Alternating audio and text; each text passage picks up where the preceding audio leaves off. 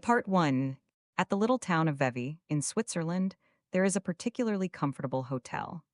There are, indeed, many hotels, for the entertainment of tourists is the business of the place, which, as many travelers will remember, is seated upon the edge of a remarkably blue lake, a lake that it behooves every tourist to visit.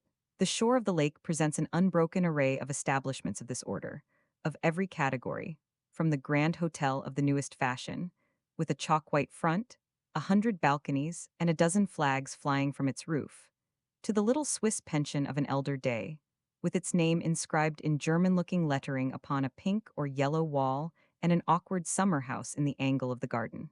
One of the hotels at Vevey, however, is famous, even classical, being distinguished from many of its upstart neighbors by an air both of luxury and of maturity. In this region, in the month of June, American travelers are extremely numerous. It may be said, indeed, that Vevey assumes at this period some of the characteristics of an American watering place. There are sights and sounds which evoke a vision, an echo, of Newport and Saratoga. There is a flitting hither and thither of stylish, young girls, a rustling of muslin flounces, a rattle of dance music in the morning hours, a sound of high-pitched voices at all times. You receive an impression of these things at the excellent inn of the Trois Couronnes, and are transported in fancy to the Ocean House or to Congress Hall. But at the Trois Couronnes, it must be added, there are other features that are much at variance with these suggestions. Neat German waiters, who look like secretaries of legation, Russian princesses sitting in the garden, little Polish boys walking about held by the hand with their governors. A view of the sunny crest of the Dent du Midi and the picturesque towers of the castle of Chillon. I hardly know whether it was the analogies or the differences that were uppermost in the mind of a young American, who, 2 or 3 years ago, sat in the garden of the Trois Couronnes, looking about him, rather idly, at some of the graceful objects I have mentioned. It was a beautiful summer morning, and in whatever fashion the young American looked at things, they must have seemed to him charming. He had come from Geneva the day before by the little steamer, to see his aunt, who was staying at the hotel, Geneva having been for a long time his place of residence. But his aunt had a headache. His aunt had almost always a headache, and now she was shut up in her room, smelling camphor, so that he was at liberty to wander about. He was some 27 years of age. When his friends spoke of him, they usually said that he was at Geneva studying. When his enemies spoke of him, they said, but after all, he had no enemies. He was an extremely amiable fellow and universally liked. What I should say is, simply, that when certain persons spoke of him, they affirmed that the reason of his spending so much time at Geneva was that he was extremely devoted to a lady who lived there. A foreign lady, a person older than himself. Very few Americans, indeed, I think none, had ever seen this lady, about whom there were some singular stories. But Winterbourne had an old attachment for the little metropolis of Calvinism. He had been put to school there as a boy, and he had afterward gone to college there, circumstances which had led to his forming a great many youthful friendships. Many of these he had kept, and they were a source of great satisfaction to him. After knocking at his aunt's door and learning that she was indisposed, he had taken a walk about the town, and then he had come in to his breakfast. He had now finished his breakfast, but he was drinking a small cup of coffee, which had been served to him on a little table in the garden by one of the waiters who looked like an attaché. At last he finished his coffee and lit a cigarette. Presently a small boy came walking along the path, an urchin of 9 or 10. The child, who was diminutive for his years, had an aged expression of countenance, a pale complexion, and sharp little features. He was dressed in knickerbockers, with red stockings which displayed his poor little spindle-shanks. He also wore a brilliant red cravat. He carried in his hand a long alpenstock, the sharp point of which he thrust into everything that he approached: the flower beds, the garden benches, the trains of the ladies' dresses. In front of Winterbourne he paused, looking at him with a pair of bright, penetrating little eyes. "Will you give me a lump of sugar?" he asked in a sharp, hard little voice, a voice immature and yet somehow not young. Winterbourne glanced at the small table near him, on which his coffee service rested, and saw that several morsels of sugar remained. "Yes, you may take one," he answered. "But I don't think sugar is good for little boys." This little boy stepped forward and carefully selected 3 of the coveted fragments. two of which he buried in the pocket of his knickerbockers, depositing the other as promptly in another place. He poked his alpenstock, lance fashion, into Winterbourne's bench and tried to crack the lump of sugar with his teeth. "Oh, blazes, it's Harardi," he exclaimed, pronouncing the adjective in a peculiar manner. Winterbourne had immediately perceived that he might have the honor of claiming him as a fellow countryman. "Take care you don't hurt your teeth," he said, paternally. "I haven't got any teeth to hurt, they have all come out. I have only got 7 teeth. My mother counted them last night, and one came out right afterward. She said she'd slap me if any more came out. I can't help it, it's this old Europe, it's the climate that makes them come out. In America, they didn't come out, it's these hotels." Winterbourne was much amused. "If you eat 3 lumps of sugar, your mother will certainly slap you," he said. "She's got to give me some candy, then," rejoined his young interlocutor. "I can't get any candy here, any American candy. American candy's the best candy." "And are American little boys the best little boys?" asked Winterbourne. "I don't know, I'm an American boy," said the child. "I see you are one of the best," laughed Winterbourne. "Are you an American man?" pursued this vivacious infant, and then, on Winterbourne's affirmative reply, "American men are the best," he declared. His companion thanked him for the compliment, and the child, who had now got astride of his alpenstock, stood looking about him, while he attacked a second lump of sugar. Winterbourne wondered if he himself had been like this in his infancy, for he had been brought to Europe at about this age. "Here comes my sister," cried the child in a moment. "She's an American girl." Winterbourne looked along the path and saw a beautiful young lady advancing. "American girls are the best girls," he said cheerfully to his young companion. "My sister ain't the best," the child declared. "She's always blowing at me." "I imagine that is your fault, not hers," said Winterbourne. The young lady meanwhile had drawn near. She was dressed in white muslin with 100 frills and flounces and knots of pale-colored ribbon. She was bareheaded, but she balanced in her hand a large parasol with a deep border of embroidery, and she was strikingly, admirably pretty. "How pretty they are," thought Winterbourne, straightening himself in his seat as if he were prepared to rise. The young lady paused in front of his bench, near the parapet of the garden, which overlooked the lake. The little boy had now converted his alpenstock into a vaulting pole, by the aid of which he was springing about in the gravel and kicking it up not a little. "Randolph," said the young lady, "what are you doing?" "I'm going up the Alps," replied Randolph. "This is the way," and he gave another little jump, scattering the pebbles about Winterbourne's ears. "That's the way they come down," said Winterbourne. "He's an American man," cried Randolph in his little hard voice. The young lady gave no heed to this announcement, but looked straight at her brother. "Well, I guess you had better be quiet," she simply observed. It seemed to Winterbourne that he had been in a manner presented. He got up and stepped slowly toward the young girl, throwing away his cigarette. "This little boy and I have made acquaintance," he said, with great civility. In Geneva, as he had been perfectly aware, a young man was not at liberty to speak to a young unmarried lady except under certain rarely occurring conditions. But here at Vevey, what conditions could be better than these? A pretty American girl coming and standing in front of you in a garden. This pretty American girl, however, on hearing Winterbourne's observation, simply glanced at him. She then turned her head and looked over the parapet, at the lake and the opposite mountains. He wondered whether he had gone too far, but he decided that he must advance farther, rather than retreat.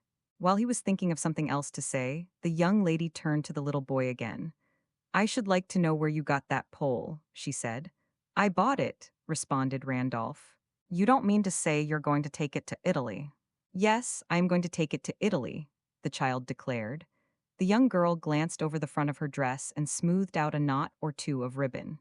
Then she rested her eyes upon the prospect again. "Well, I guess you had better leave it somewhere," she said after a moment. "Are you going to Italy?" Winterbourne inquired in a tone of great respect. The young lady glanced at him again. "Yes, sir," she replied, and she said nothing more. "Are you going over the Simplon?" Winterbourne pursued, a little embarrassed. "I don't know," she said. "I suppose it's some mountain." "Randolph, what mountain are we going over?" "Going where?" the child demanded. "To Italy," Winterbourne explained. "I don't know," said Randolph. "I don't want to go to Italy. I want to go to America." "Oh, Italy is a beautiful place," rejoined the young man, Can you get candy there? Randolph loudly inquired. I hope not, said his sister. I guess you have had enough candy, and mother thinks so too. I haven't had any for ever so long, for 100 weeks, cried the boy, still jumping about. The young lady inspected her flounces and smoothed her ribbons again, and Winterbourne presently risked an observation upon the beauty of the view. He was ceasing to be embarrassed, for he had begun to perceive that she was not in the least embarrassed herself. There had not been the slightest alteration in her charming complexion. She was evidently neither offended nor flattered. If she looked another way when he spoke to her, and seemed not particularly to hear him, this was simply her habit, her manner. Yet, as he talked a little more, and pointed out some of the objects of interest in the view, with which she appeared quite unacquainted, she gradually gave him more of the benefit of her glance. And then he saw that this glance was perfectly direct and unshrinking. It was not, however, what would have been called an immodest glance, for the young girl's eyes were singularly honest and fresh. They were wonderfully pretty eyes. And indeed, Winterbourne had not seen for a long time anything prettier than his fair countrywoman's various features. Her complexion, her nose, her ears, her teeth. He had a great relish for feminine beauty. He was addicted to observing and analyzing it, and as regards this young lady's face, he made several observations. It was not at all insipid, but it was not exactly expressive. And though it was eminently delicate, Winterbourne mentally accused it, very forgivingly, of a want of finish. He thought it very possible that Master Randolph's sister was a coquette. He was sure she had a spirit of her own. But in her bright, sweet, superficial little visage there was no mockery, no irony. Before long it became obvious that she was much disposed toward conversation. She told him that they were going to Rome for the winter, she and her mother and Randolph. She asked him if he was a real American. She shouldn't have taken him for one. He seemed more like a German. This was said after a little hesitation, especially when he spoke. Winterbourne, laughing, answered that he had met Germans who spoke like Americans, but that he had not, so far as he remembered, met an American who spoke like a German. Then he asked her if she should not be more comfortable in sitting upon the bench which he had just quitted. She answered that she liked standing up and walking about, but she presently sat down. She told him she was from New York State, if you know where that is. Winterbourne learned more about her by catching hold of her small, slippery brother and making him stand a few minutes by his side. Tell me your name, my boy, he said. Randolph C. Miller, said the boy sharply. And I'll tell you her name, and he leveled his alpenstock at his sister. You had better wait till you are asked, said this young lady calmly. I should like very much to know your name, said Winterbourne. Her name is Daisy Miller, cried the child. But that isn't her real name, that isn't her name on her cards. It's a pity you haven't got one of my cards, said Miss Miller. Her real name is Annie P. Miller, the boy went on. Ask him his name, said his sister, indicating Winterbourne. But on this point Randolph seemed perfectly indifferent. He continued to supply information with regard to his own family. My father's name is Ezra B. Miller, he announced. My father ain't in Europe. My father's in a better place than Europe. Winterbourne imagined for a moment that this was the manner in which the child had been taught to intimate that Mr. Miller had been removed to the sphere of celestial reward. But Randolph immediately added, My father's in Schenectady. He's got a big business. My father's rich, you bet. Well, ejaculated Miss Miller, lowering her parasol and looking at the embroidered border. Winterbourne presently released the child, who departed, dragging his alpenstock along the path. He doesn't like Europe, said the young girl. He wants to go back. To Schenectady, you mean? Yes, he wants to go right home. He hasn't got any boys here. There is one boy here, but he always goes round with a teacher. They won't let him play. And your brother hasn't any teacher? Winterbourne inquired. Mother thought of getting him one to travel round with us. There was a lady told her of a very good teacher, an American lady. Perhaps you know her, Mrs. Sanders. I think she came from Boston. She told her of this teacher, and we thought of getting him to travel round with us. But Randolph said he didn't want a teacher traveling round with us. He said he wouldn't have lessons when he was in the cars, and we are in the cars about half the time. There was an English lady we met in the cars. I think her name was Miss Featherstone. Perhaps you know her. She wanted to know why I didn't give Randolph lessons. Give him instruction, she called it. I guess he could give me more instruction than I could give him. He's very smart. Yes, said Winterbourne. He seems very smart. Mother's going to get a teacher for him as soon as we get to Italy. Can you get good teachers in Italy? Very good, I should think, said Winterbourne, or else she's going to find some school. He ought to learn some more. He's only 9. He's going to college. And in this way Miss Miller continued to converse upon the affairs of her family and upon other topics. She sat there with her extremely pretty hands, ornamented with very brilliant rings, folded in her lap, and with her pretty eyes now resting upon those of Winterbourne, now wandering over the garden, the people who passed by, and the beautiful view. She talked to Winterbourne as if she had known him a long time. He found it very pleasant. It was many years since he had heard a young girl talk so much. It might have been said of this unknown young lady, who had come and sat down beside him upon a bench, that she chattered. She was very quiet. She sat in a charming, tranquil attitude, but her lips and her eyes were constantly moving. She had a soft, slender, agreeable voice, and her tone was decidedly sociable. She gave Winterbourne a history of her movements and intentions and those of her mother and brother in Europe, and enumerated, in particular, the various hotels at which they had stopped. That English lady in the cars, she said, Miss Featherstone, asked me if we didn't all live in hotels in America. I told her I had never been in so many hotels in my life as since I came to Europe. I have never seen so many. It's nothing but hotels. But Miss Miller did not make this remark with a querulous accent. She appeared to be in the best humor with everything.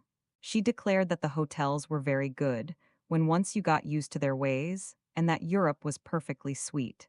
She was not disappointed, not a bit. Perhaps it was because she had heard so much about it before. She had ever so many intimate friends that had been there ever so many times. And then she had had ever so many dresses and things from Paris. Whenever she put on a Paris dress, she felt as if she were in Europe.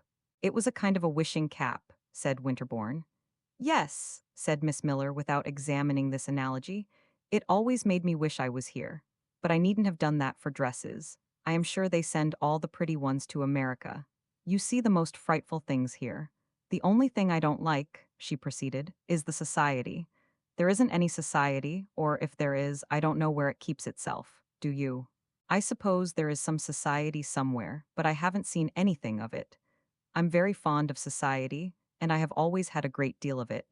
I don't mean only in Schenectady, but in New York. I used to go to New York every winter. In New York I had lots of society. Last winter I had 17 dinners given me, and 3 of them were by gentlemen, added Daisy Miller. I have more friends in New York than in Schenectady, more gentlemen friends, and more young lady friends too, she resumed in a moment. She paused again for an instant. She was looking at Winterbourne with all her prettiness in her lively eyes and in her light, slightly monotonous smile. I have always had, she said, a great deal of gentlemen's society. Poor Winterbourne was amused, perplexed, and decidedly charmed. He had never yet heard a young girl express herself in just this fashion. Never, at least, save in cases where to say such things seemed a kind of demonstrative evidence of a certain laxity of deportment. And yet was he to accuse Miss Daisy Miller of actual or potential inconduite, as they said at Geneva? He felt that he had lived at Geneva so long that he had lost a good deal. He had become dishabituated to the American tone. Never, indeed, since he had grown old enough to appreciate things, had he encountered a young American girl of so pronounced a type as this. Certainly she was very charming, but how deucedly sociable. Was she simply a pretty girl from New York State? Were they all like that, the pretty girls who had a good deal of gentlemen's society? Or was she also a designing, an audacious, and unscrupulous young person? Winterbourne had lost his instinct in this matter, and his reason could not help him. Miss Daisy Miller looked extremely innocent.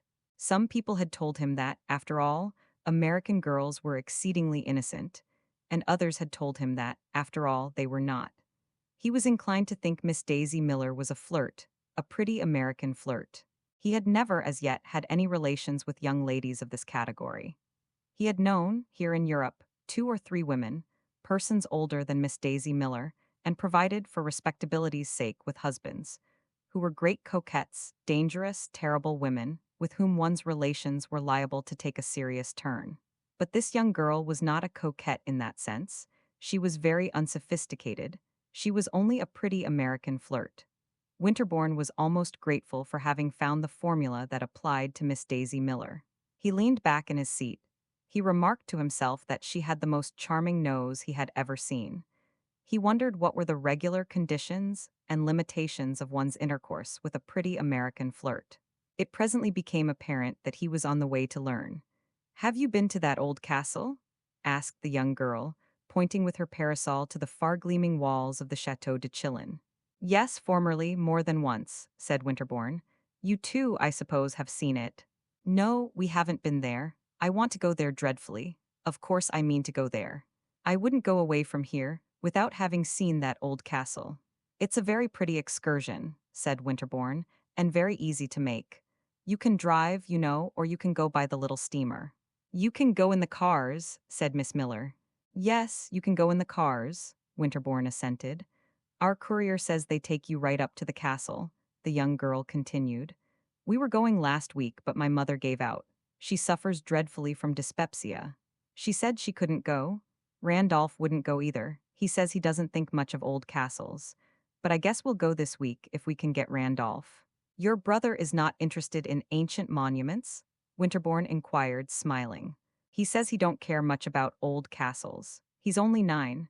He wants to stay at the hotel. Mother's afraid to leave him alone, and the courier won't stay with him, so we haven't been to many places. But it will be too bad if we don't go up there." And Miss Miller pointed again at the Château de Chillon. "I should think it might be arranged," said Winterbourne. "Couldn't you get someone to stay for the afternoon with Randolph?" Miss Miller looked at him a moment and then, very placidly, "I wish you would stay with him," she said. Winterbourne hesitated a moment. "I should much rather go to Chillon with you." "With me?" asked the young girl with the same placidity. She didn't rise, blushing, as a young girl at Geneva would have done. And yet Winterbourne, conscious that he had been very bold, thought it possible she was offended. "With your mother," he answered very respectfully.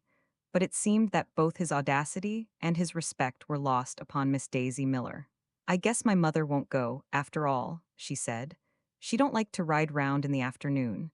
But did you really mean what you said just now, that you would like to go up there?"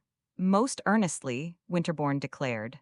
"Then we may arrange it. If mother will stay with Randolph, I guess Eugenio will." "Eugenio?" the young man inquired. "Eugenio's our courier. He doesn't like to stay with Randolph. He's the most fastidious man I ever saw. But he's a splendid courier. I guess he'll stay at home with Randolph if mother does, and then we can go to the castle." Winterbourne reflected for an instant as lucidly as possible. "We" could only mean Miss Daisy Miller and himself. This program seemed almost too agreeable for credence. He felt as if he ought to kiss the young lady's hand. Possibly he would have done so and quite spoiled the project, but at this moment another person, presumably Eugenio, appeared. A tall, handsome man, with superb whiskers, wearing a velvet morning coat and a brilliant watch chain, approached Miss Miller, looking sharply at her companion. "Oh, Eugenio," said Miss Miller with the friendliest accent.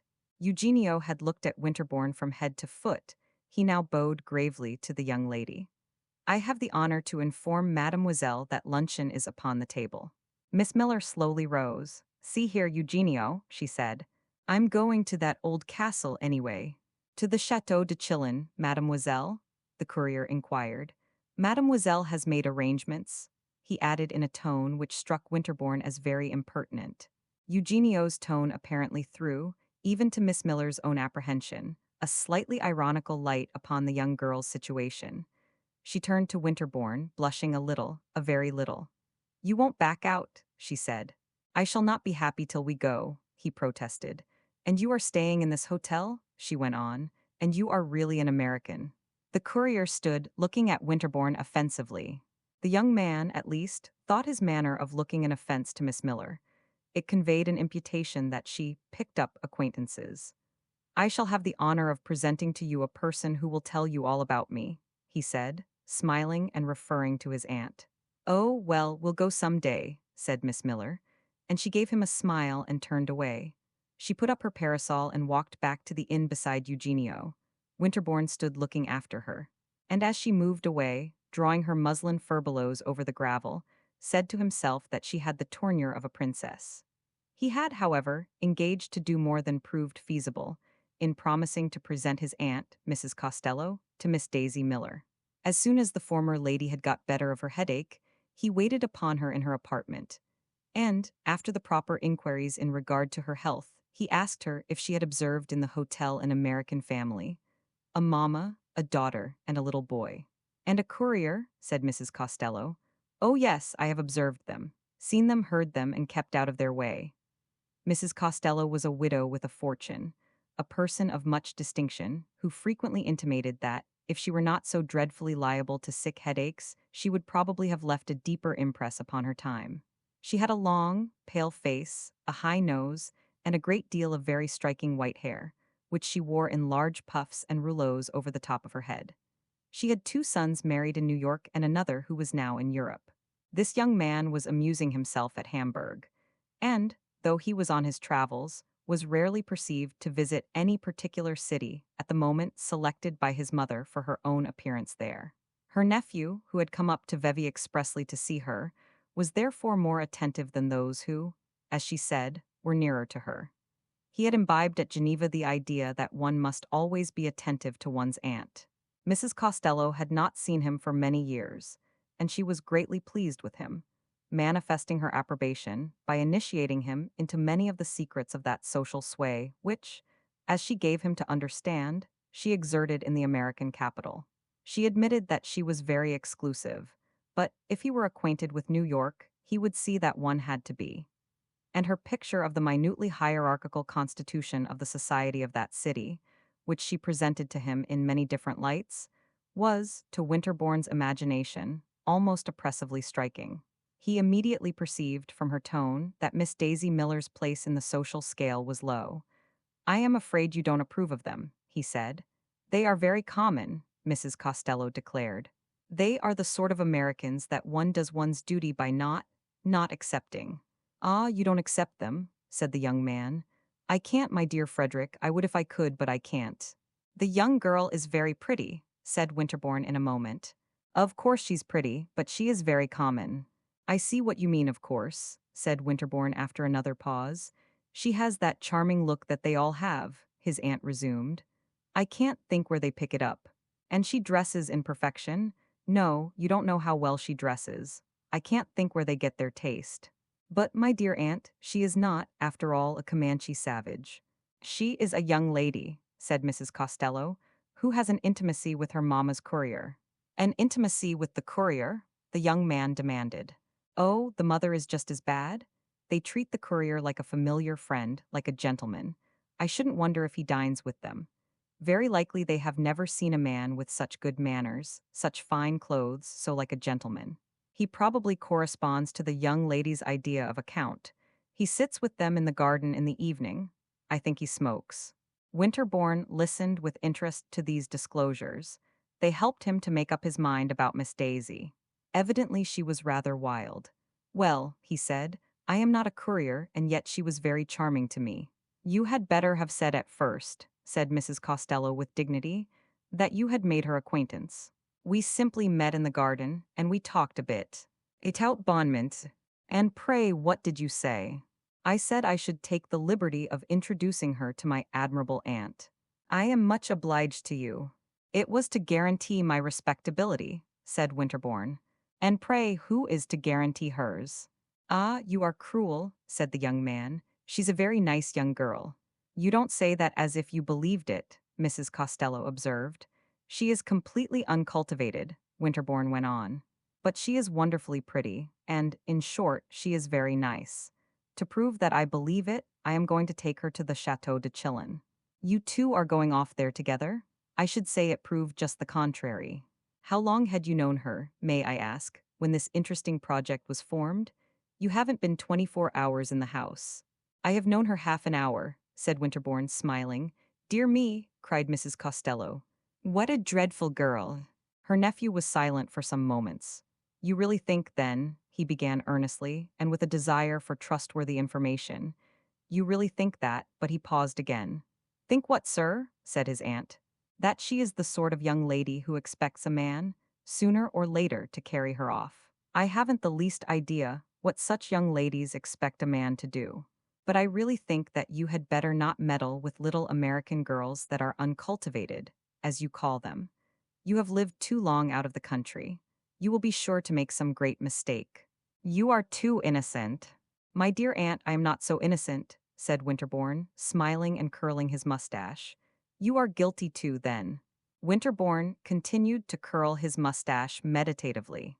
You won't let the poor girl know you then? He asked at last. Is it literally true that she is going to the Chateau de Chillon with you? I think that she fully intends it. Then, my dear Frederick, said Mrs. Costello, I must decline the honor of her acquaintance. I am an old woman, but I am not too old, thank heaven, to be shocked. But don't they all do these things, the young girls in America? Winterbourne inquired. Mrs. Costello stared a moment. I should like to see my granddaughters do them, she declared grimly. This seemed to throw some light upon the matter, for Winterbourne remembered to have heard that his pretty cousins in New York were tremendous flirts. If, therefore, Miss Daisy Miller exceeded the liberal margin allowed to these young ladies, it was probable that anything might be expected of her. Winterbourne was impatient to see her again, and he was vexed with himself that, by instinct, he should not appreciate her justly. Though he was impatient to see her, he hardly knew what he should say to her about his aunt's refusal to become acquainted with her. But he discovered, promptly enough, that with Miss Daisy Miller there was no great need of walking on tiptoe. He found her that evening in the garden, wandering about in the warm starlight like an indolent sylph, and swinging to and fro the largest fan he had ever beheld. It was 10 o'clock. He had dined with his aunt, had been sitting with her since dinner, and had just taken leave of her till the morrow. Miss Daisy Miller seemed very glad to see him. She declared it was the longest evening she had ever passed. Have you been all alone? He asked. I have been walking round with Mother, but Mother gets tired walking round, she answered. Has she gone to bed?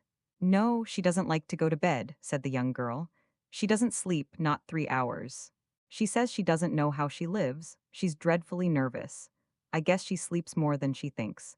She's gone somewhere after Randolph. She wants to try to get him to go to bed. He doesn't like to go to bed. Let us hope she will persuade him, observed Winterbourne. She will talk to him all she can, but he doesn't like her to talk to him, said Miss Daisy, opening her fan. She's going to try to get Eugenio to talk to him, but he isn't afraid of Eugenio. Eugenio's a splendid courier, but he can't make much impression on Randolph. I don't believe he'll go to bed before 11. It appeared that Randolph's vigil was in fact triumphantly prolonged, for Winterbourne strolled about with the young girl for some time without meeting her mother. I have been looking round for that lady you want to introduce me to, his companion resumed. She's your aunt. Then, on Winterbourne's admitting the fact and expressing some curiosity as to how she had learned it, she said she had heard all about Mrs. Costello from the chambermaid. She was very quiet and very comme il faut. She wore white puffs. She spoke to no one, and she never dined at the table d'hôte. Every 2 days she had a headache. I think that's a lovely description, headache and all, said Miss Daisy, chattering along in her thin, gay voice. I want to know her ever so much. I know just what your aunt would be. I know I should like her. She would be very exclusive. I like a lady to be exclusive. I'm dying to be exclusive myself. Well, we are exclusive, Mother and I. We don't speak to everyone, or they don't speak to us. I suppose it's about the same thing. Anyway, I shall be ever so glad to know your aunt. Winterbourne was embarrassed. She would be most happy, he said. But I am afraid those headaches will interfere. The young girl looked at him through the dusk. But I suppose she doesn't have a headache every day, she said sympathetically. Winterbourne was silent a moment. She tells me she does, he answered at last, not knowing what to say. Miss Daisy Miller stopped and stood looking at him. Her prettiness was still visible in the darkness. She was opening and closing her enormous fan. She doesn't want to know me, she said suddenly. Why don't you say so? You needn't be afraid. I'm not afraid. And she gave a little laugh. Winterbourne fancied there was a tremor in her voice. He was touched, shocked, mortified by it. My dear young lady, he protested. She knows no one. It's her wretched health. The young girl walked on a few steps, laughing still. You needn't be afraid, she repeated. Why should she want to know me? Then she paused again. She was close to the parapet of the garden, and in front of her was the starlit lake. There was a vague sheen upon its surface, and in the distance were dimly seen mountain forms. Daisy Miller looked out upon the mysterious prospect, and then she gave another little laugh. Gracious, she is exclusive? She said. Winterbourne wondered whether she was seriously wounded, and for a moment almost wished that her sense of injury might be such as to make it becoming in him to attempt to reassure and comfort her. He had a pleasant sense that she would be very approachable for consolatory purposes. He felt then, for the instant, quite ready to sacrifice his aunt, conversationally, to admit that she was a proud, rude woman, and to declare that they needn't mind her.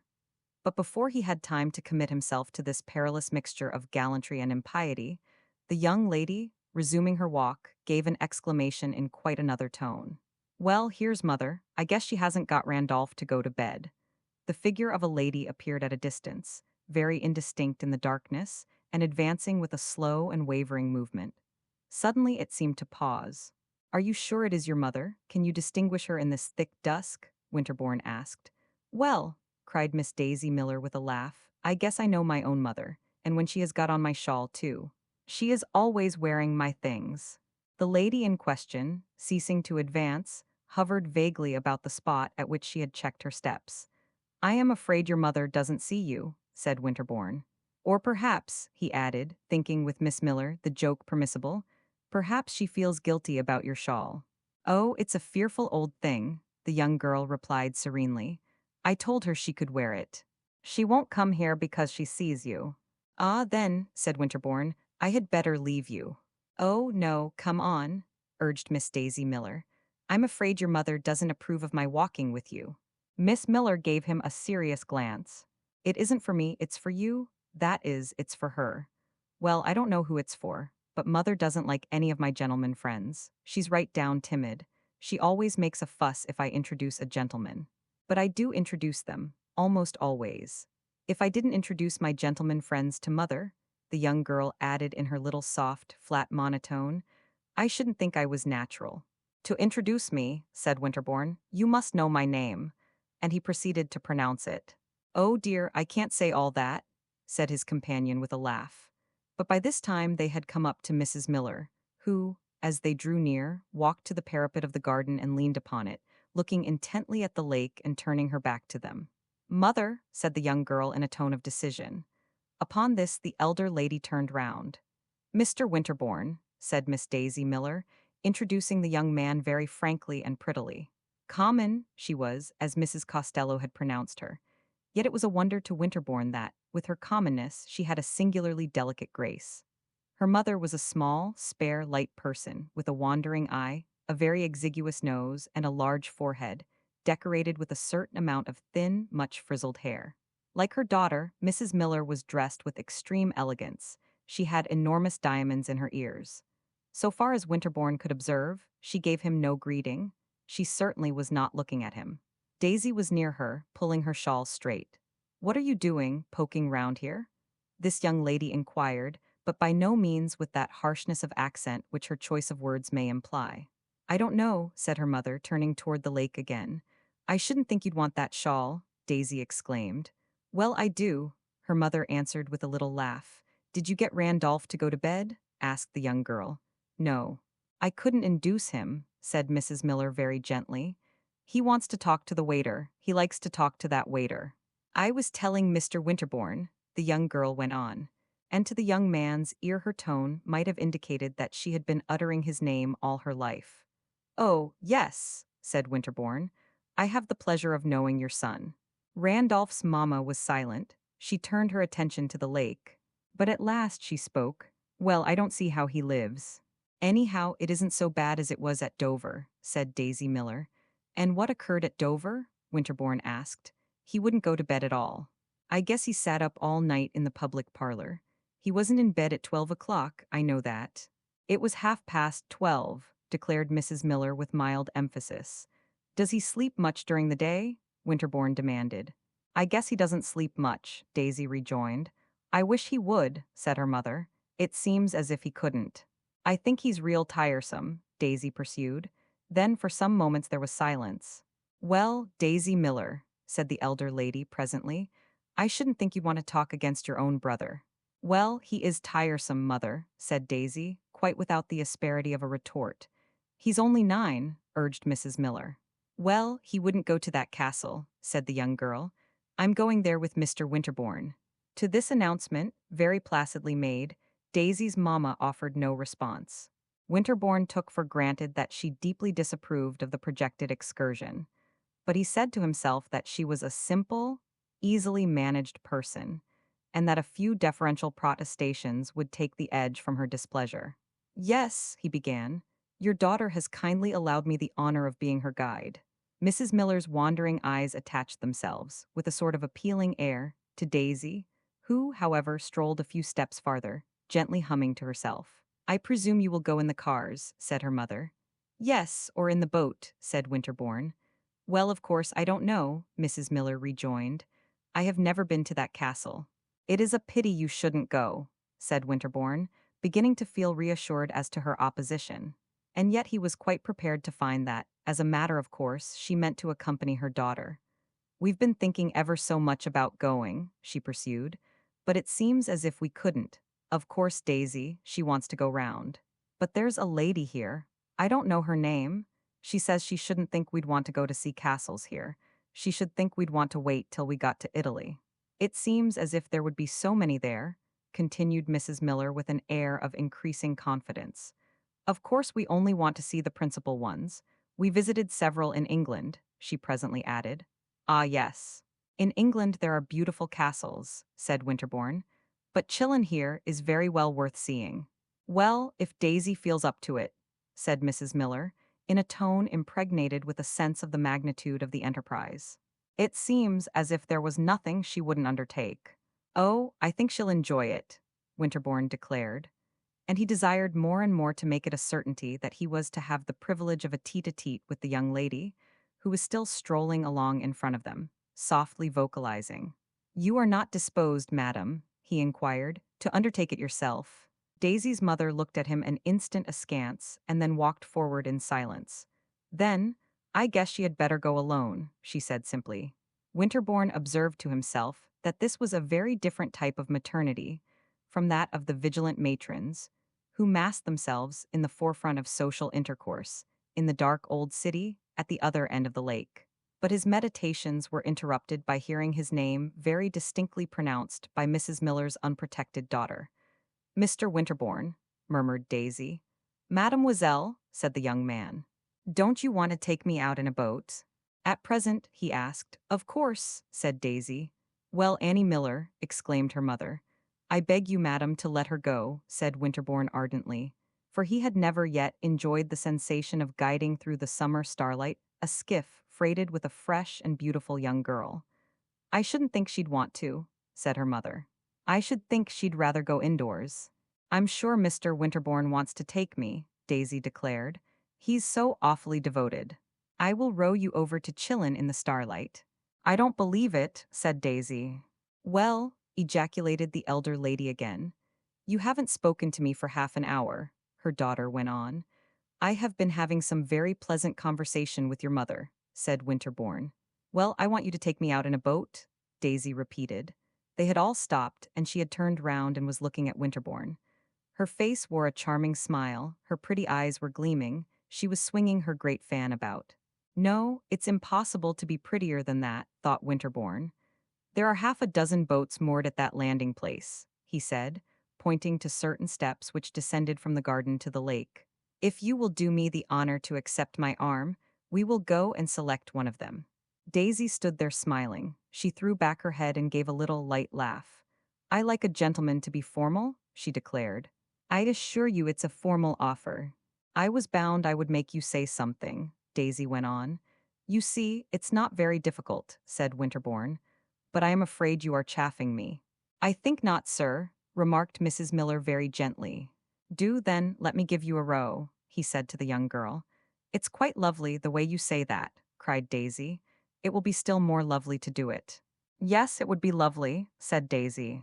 But she made no movement to accompany him. She only stood there laughing. I should think you had better find out what time it is, interposed her mother. It is 11 o'clock, madam, said a voice with a foreign accent out of the neighboring darkness. And Winterbourne, turning, perceived the florid personage who was in attendance upon the two ladies. He had apparently just approached. Oh, Eugenio, said Daisy, I am going out in a boat. Eugenio bowed. At 11 o'clock, mademoiselle. I am going with Mr. Winterbourne, this very minute. Do tell her she can't, said Mrs. Miller to the courier. I think you had better not go out in a boat, mademoiselle, Eugenio declared.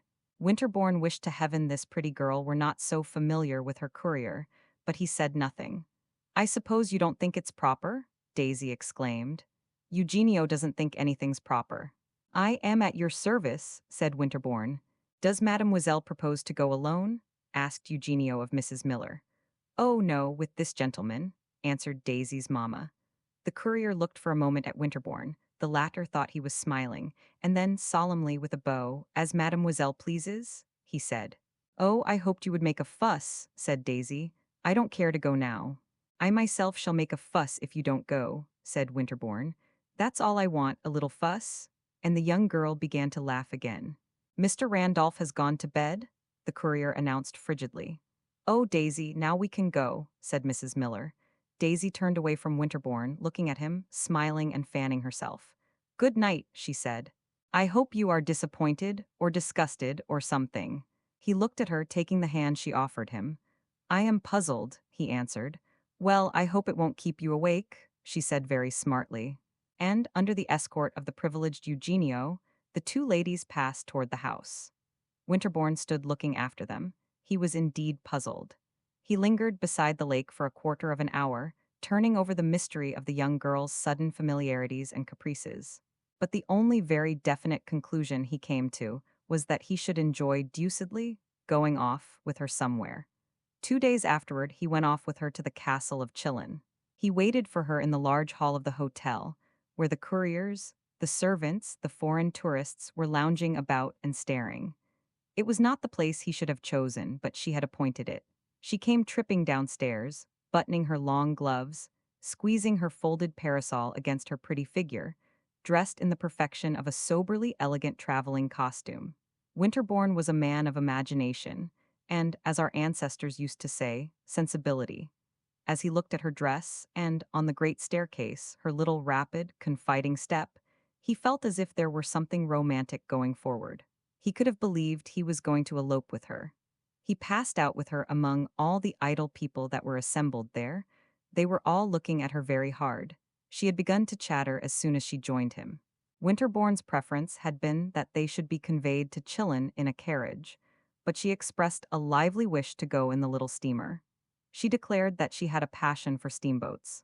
There was always such a lovely breeze upon the water, and you saw such lots of people. The sail was not long, but Winterbourne's companion found time to say a great many things. To the young man himself, their little excursion was so much of an escapade, an adventure, that, even allowing for her habitual sense of freedom, he had some expectation of seeing her regard it in the same way. But it must be confessed that, in this particular, he was disappointed. Daisy Miller was extremely animated, she was in charming spirits, but she was apparently not at all excited, she was not fluttered. She avoided neither his eyes nor those of anyone else. She blushed neither when she looked at him nor when she felt that people were looking at her. People continued to look at her a great deal, and Winterbourne took much satisfaction in his pretty companion's distinguished air. He had been a little afraid that she would talk loud, laugh overmuch, and even, perhaps, desire to move about the boat a good deal. But he quite forgot his fears. He sat smiling, with his eyes upon her face, while, without moving from her place, she delivered herself of a great number of original reflections.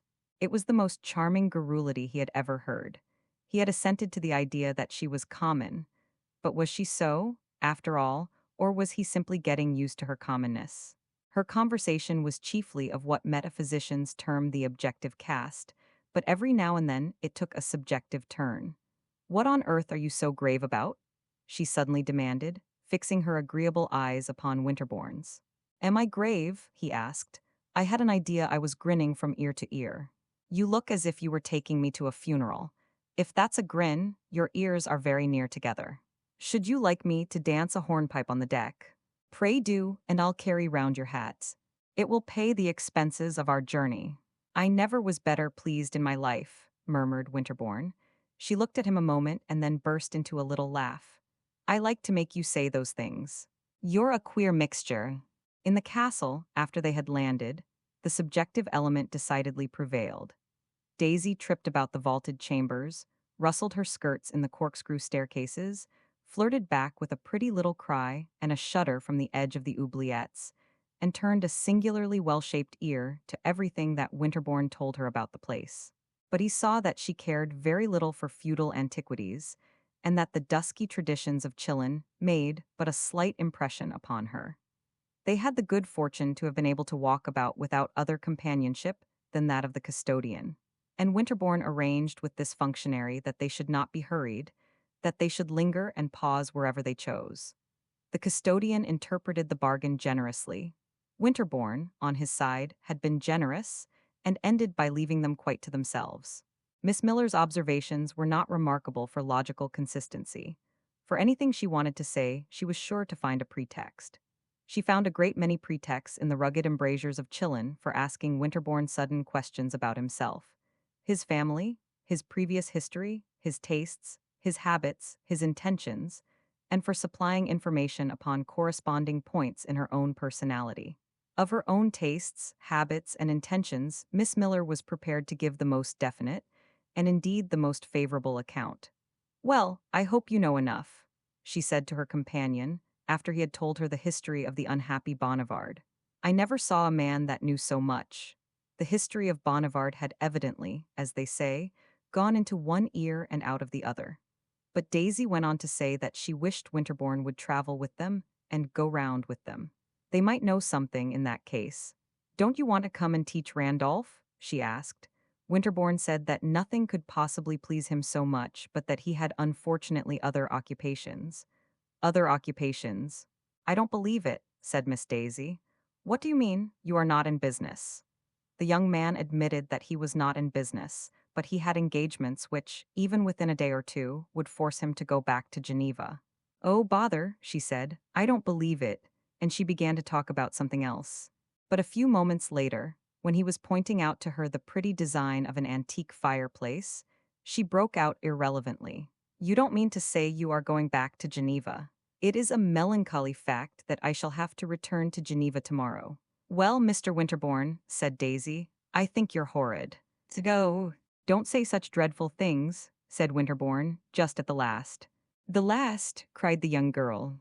"I call it the first. I have half a mind to leave you here and go straight back to the hotel alone." And for the next 10 minutes she did nothing but call him horrid. Poor Winterbourne was fairly bewildered.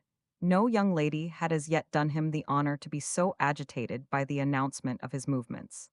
His companion, after this, ceased to pay any attention to the curiosities of Chillon or the beauties of the lake. She opened fire upon the mysterious charmer in Geneva, whom she appeared to have instantly taken it for granted that he was hurrying back to sea. How did Miss Daisy Miller know that there was a charmer in Geneva? Winterbourne, who denied the existence of such a person, was quite unable to discover, and he was divided between amazement at the rapidity of her induction and amusement at the frankness of her persiflage. She seemed to him, in all this, an extraordinary mixture of innocence and crudity. "Does she never allow you more than 3 days at a time?" asked Daisy ironically. "Doesn't she give you a vacation in summer? There's no one so hard worked but they can get leave to go off somewhere at this season. I suppose, if you stay another day, she'll come after you in the boat. Do wait over till Friday, and I will go down to the landing to see her arrive." Winterbourne began to think he had been wrong to feel disappointed in the temper in which the young lady had embarked. If he had missed the personal accent was now making its appearance. It sounded very distinctly, at last, in her telling him she would stop, teasing him if he would promise her solemnly to come down to Rome in the winter. "That's not a difficult promise to make," said Winterbourne. "My aunt has taken an apartment in Rome for the winter, and has already asked me to come and see her." "I don't want you to come for your aunt," said Daisy. "I want you to come for me." And this was the only allusion that the young man was ever to hear her make to his invidious kinswoman. He declared that, at any rate, he would certainly come. After this, Daisy stopped teasing. Winterbourne took a carriage, and they drove back to Vevey in the dusk. The young girl was very quiet. In the evening, Winterbourne mentioned to Mrs. Costello that he had spent the afternoon at Chillon with Miss Daisy Miller. "The Americans of the courier?" asked this lady. "Ah, happily," said Winterbourne, "the courier stayed at home." "She went with you all alone." "All alone."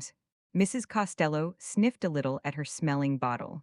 "And that," she exclaimed, "is the young person whom you wanted me to know." Part 2. Winterbourne, who had returned to Geneva the day after his excursion to Chillon, went to Rome toward the end of January. His aunt had been established there for several weeks, and he had received a couple of letters from her. "Those people you were so devoted to last summer at Vevey have turned up here, courier and all," she wrote. "They seem to have made several acquaintances, but the courier continues to be the most in time. The young lady, however, is also very intimate with some third-rate Italians, with whom she rackets about in a way that makes much talk. Bring me that pretty novel of Cherbuliez's, Paul Mere, and don't come later than the 23rd.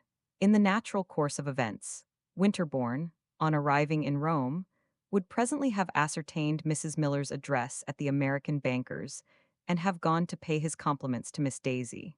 After what happened at Vevey, I think I may certainly call upon them," he said to Mrs. Costello. "If, after what happens, at Vevey and everywhere, you desire to keep up the acquaintance, you are very welcome. Of course, a man may know everyone. Men are welcome to the privilege." "Pray, what is it that happens here, for instance?" Winterbourne demanded. "The girl goes about alone with her foreigners. As to what happens further, you must apply elsewhere for information. She has picked up half a dozen of the regular Roman fortune hunters, and she takes them about to people's houses. When she comes to a party, she brings with her a gentleman with a good deal of manner and a wonderful mustache." "And where is the mother?" "I haven't the least idea. They are very dreadful people." Winterbourne meditated a moment. "They are very ignorant, very innocent only. Depend upon it, they are not bad." "They are hopelessly vulgar," said Mrs. Costello. "Whether or no being hopelessly vulgar is being bad is a question for the metaphysicians. They are bad enough to dislike, at any rate, and for this short life that is quite enough." The news that Daisy Miller was surrounded by half a dozen wonderful mustaches checked Winterbourne's impulse to go straightway to see her. He had, perhaps, not definitely flattered himself that he had made an ineffaceable impression upon her heart, but he was annoyed at hearing of a state of affairs so little in harmony with an image that had lately flitted in and out of his own meditations. The image of a very pretty girl looking out of an old Roman window and asking herself urgently when Mr. Winterbourne would arrive. If, however, he determined to wait a little before reminding Miss Miller of his claims to her consideration, he went very soon to call upon 2 or 3 other friends. One of these friends was an American lady who had spent several winters at Geneva, where she had placed her children at school. She was a very accomplished woman, and she lived in the Via Gregoriana. Winterbourne found her in a little crimson drawing room on a 3rd floor. The room was filled with southern sunshine. He had not been there 10 minutes when the servant came in, announcing Madame Mila. This announcement was presently followed by the entrance of little Randolph Miller, who stopped in the middle of the room and stood staring at Winterbourne. An instant later his pretty sister crossed the threshold, and then, after a considerable interval, Mrs. Miller slowly advanced. "I know you," said Randolph. "I'm sure you know a great many things," exclaimed Winterbourne, taking him by the hand. "How is your education coming on?" Daisy was exchanging greetings very prettily with her hostess, but when she heard Winterbourne's voice, she quickly turned her head. "Well, I declare," she said. "I told you I should come, you know," Winterbourne rejoined, smiling. "Well, I didn't believe it," said Miss Daisy. "I am much obliged to you," laughed the young man. "You might have come to see me," said Daisy. "I arrived only yesterday." "I don't believe that," the young girl declared. Winterbourne turned with a protesting smile to her mother, but this lady evaded his glance and, seating herself, fixed her eyes upon her son. "We've got a bigger place than this," said Randolph. "It's all gold on the walls." Mrs. Miller turned uneasily in her chair. "I told you if I were to bring you, you would say something," she murmured. "I told you," Randolph exclaimed. "I tell you, sir," he added jocosely, giving Winterbourne a thump on the knee. "It is bigger, too." Daisy had entered upon a lively conversation with her hostess. Winterbourne judged it becoming to address a few words to her mother. "I hope you have been well since we parted at Vevey," he said. Mrs. Miller now certainly looked at him at his chin. Not very well, sir, she answered. She's got the dyspepsia, said Randolph. I've got it too, father's got it. I've got it most. This announcement, instead of embarrassing Mrs. Miller, seemed to relieve her.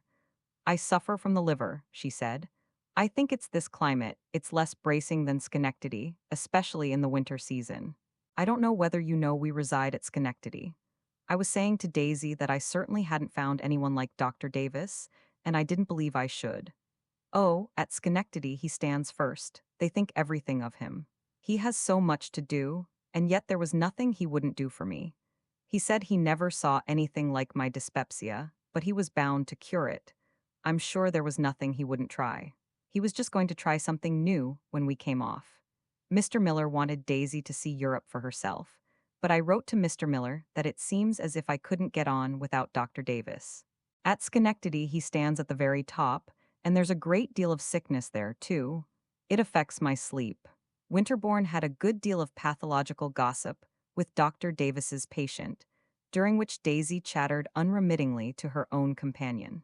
The young man asked Mrs. Miller how she was pleased with Rome. Well, I must say I am disappointed, she answered.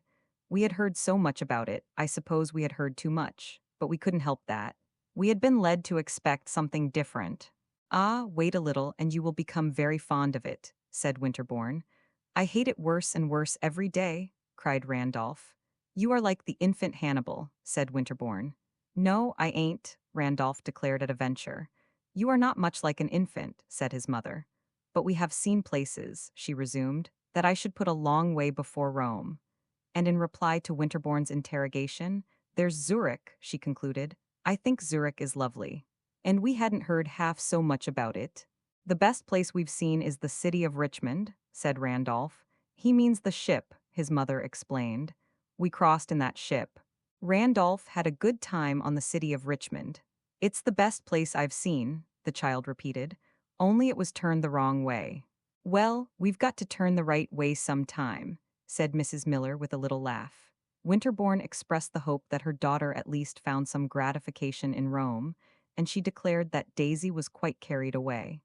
It's on account of the society? The society's splendid. She goes round everywhere. She has made a great number of acquaintances. Of course she goes round more than I do. I must say they have been very sociable, they have taken her right in, and then she knows a great many gentlemen. Oh, she thinks there's nothing like Rome. Of course, it's a great deal pleasanter for a young lady if she knows plenty of gentlemen. By this time, Daisy had turned her attention again to Winterbourne. I've been telling Mrs. Walker how mean you were, the young girl announced. And what is the evidence you have offered? Asked Winterbourne, rather annoyed at Miss Miller's want of appreciation of the zeal of an admirer who, on his way down to Rome, had stopped neither at Bologna nor at Florence, simply because of a certain sentimental impatience. He remembered that a cynical compatriot had once told him that American women, the pretty ones, and this gave a largeness to the axiom, were at once the most exacting in the world and the least endowed with a sense of indebtedness. Why, you were awfully mean at Vevey, said Daisy. You wouldn't do anything, you wouldn't stay there when I asked you. My dearest young lady, cried Winterbourne with eloquence, have I come all the way to Rome to encounter your reproaches? Just hear him say that, said Daisy to her hostess, giving a twist to a bow on this lady's dress. Did you ever hear anything so quaint? So quaint, my dear? Murmured Mrs. Walker in the tone of a partisan of Winterbourne. Well, I don't know, said Daisy, fingering Mrs. Walker's ribbons. Mrs. Walker, I want to tell you something. Mother R, interposed Randolph with his rough ends to his words. I tell you you've got to go. Eugenio'll raise something. I'm not afraid of Eugenio, said Daisy with a toss of her head. Look here, Mrs. Walker, she went on. You know I'm coming to your party. I am delighted to hear it. I've got a lovely dress. I am very sure of that. But I want to ask a favor, permission to bring a friend. I shall be happy to see any of your friends, said Mrs. Walker, turning with a smile to Mrs. Miller. Oh, they are not my friends, answered Daisy's mamma, smiling shyly in her own fashion. I never spoke to them. It's an intimate friend of mine, Mr. Giovanelli, said Daisy without a tremor in her clear little voice or a shadow on her brilliant little face. Mrs. Walker was silent a moment. She gave a rapid glance at Winterbourne. I shall be glad to see Mr. Giovanelli, she then said. He's an Italian, Daisy pursued with the prettiest serenity. He's a great friend of mine. He's the handsomest man in the world, except Mr. Winterbourne. He knows plenty of Italians, but he wants to know some Americans. He thinks ever so much of Americans. He's tremendously clever. He's perfectly lovely. It was settled that this brilliant personage should be brought to Mrs. Walker's party, and then Mrs. Miller prepared to take her leave. I guess we'll go back to the hotel, she said. You may go back to the hotel, Mother, but I'm going to take a walk, said Daisy. She's going to walk with Mr. Giovanelli, Randolph proclaimed. I am going to the Pincio, said Daisy, smiling. Alone, my dear, at this hour? Mrs. Walker asked. The afternoon was drawing to a close. It was the hour for the throng of carriages and of contemplative pedestrians. I don't think it's safe, my dear, said Mrs. Walker. Neither do I, subjoined Mrs. Miller. You'll get the fever as sure as you live. Remember what Dr. Davis told you. Give her some medicine before she goes, said Randolph. The company had risen to its feet. Daisy, still showing her pretty teeth, bent over and kissed her hostess. Mrs. Walker, you are too perfect, she said. I'm not going alone, I am going to meet a friend. Your friend won't keep you from getting the fever, Mrs. Miller observed. Is it Mr. Giovanelli? Asked the hostess. Winterbourne was watching the young girl. At this question his attention quickened. She stood there, smiling and smoothing her bonnet ribbons. She glanced at Winterbourne. Then, while she glanced and smiled, she answered without a shade of hesitation, Mr. Giovanelli, the beautiful Giovanelli. My dear young friend, said Mrs. Walker, taking her hand pleadingly, don't walk off to the Pincio at this hour to meet a beautiful Italian. Well, he speaks English, said Mrs. Miller. Gracious me, Daisy exclaimed. I don't do anything improper. There's an easy way to settle it. She continued to glance at Winterbourne. The Pincio is only 100 yards distant. And if Mr. Winterbourne were as polite as he pretends, he would offer to walk with me. Winterbourne's politeness hastened to affirm itself, and the young girl gave him gracious leave to accompany her. They passed downstairs before her mother, and at the door Winterbourne perceived Mrs. Miller's carriage drawn up, with the ornamental courier whose acquaintance he had made at Vevey seated within. Goodbye, Eugenio, cried Daisy. I'm going to take a walk.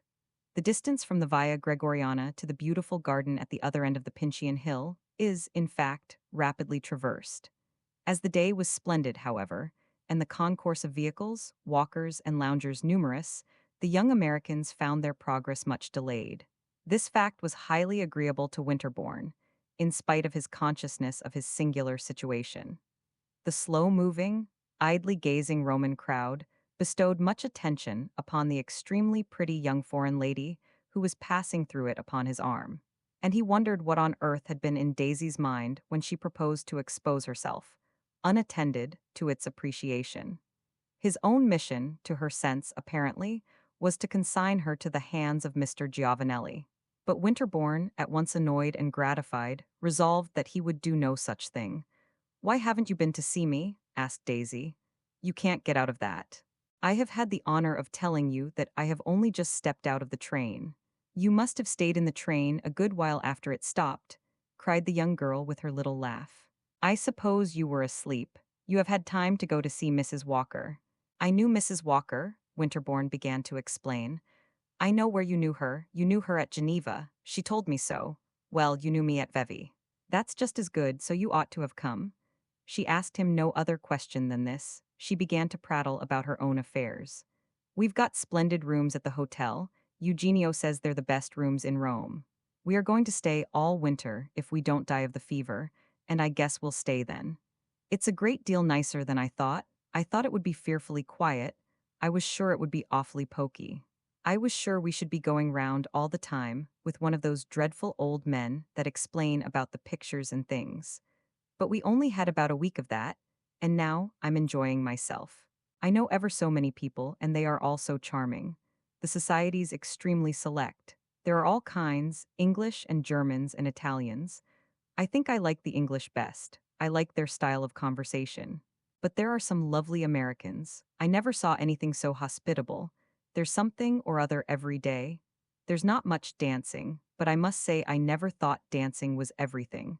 I was always fond of conversation. I guess I shall have plenty at Mrs. Walker's. Her rooms are so small. When they had passed the gate of the Pincian Gardens, Miss Miller began to wonder where Mr. Giovanelli might be. We had better go straight to that place in front, she said, where you look at the view. I certainly shall not help you to find him, Winterbourne declared. Then I shall find him without you, cried Miss Daisy. You certainly won't leave me? Cried Winterbourne. She burst into her little laugh. Are you afraid you'll get lost or run over? But there's Giovanelli leaning against that tree. He's staring at the women in the carriages. Did you ever see anything so cool? Winterbourne perceived at some distance a little man standing with folded arms nursing his cane. He had a handsome face, an artfully poised hat, a glass in one eye, and a nosegay in his buttonhole. Winterbourne looked at him a moment and then said, Do you mean to speak to that man? Do I mean to speak to him? Why, you don't suppose I mean to communicate by signs. Pray understand, then, said Winterbourne, that I intend to remain with you. Daisy stopped and looked at him, without a sign of troubled consciousness in her face, with nothing but the presence of her charming eyes and her happy dimples. Well, she's a cool one, thought the young man. I don't like the way you say that, said Daisy. It's too imperious. I beg your pardon if I say it wrong. The main point is to give you an idea of my meaning. The young girl looked at him more gravely, but with eyes that were prettier than ever. I have never allowed a gentleman to dictate to me, or to interfere with anything I do. I think you have made a mistake, said Winterbourne. You should sometimes listen to a gentleman, the right one. Daisy began to laugh again. I do nothing but listen to gentlemen, she exclaimed. Tell me if Mr. Giovanelli is the right one. The gentleman with the nosegay in his bosom had now perceived our two friends, and was approaching the young girl with obsequious rapidity. He bowed to Winterbourne as well as to the latter's companion. He had a brilliant smile, an intelligent eye.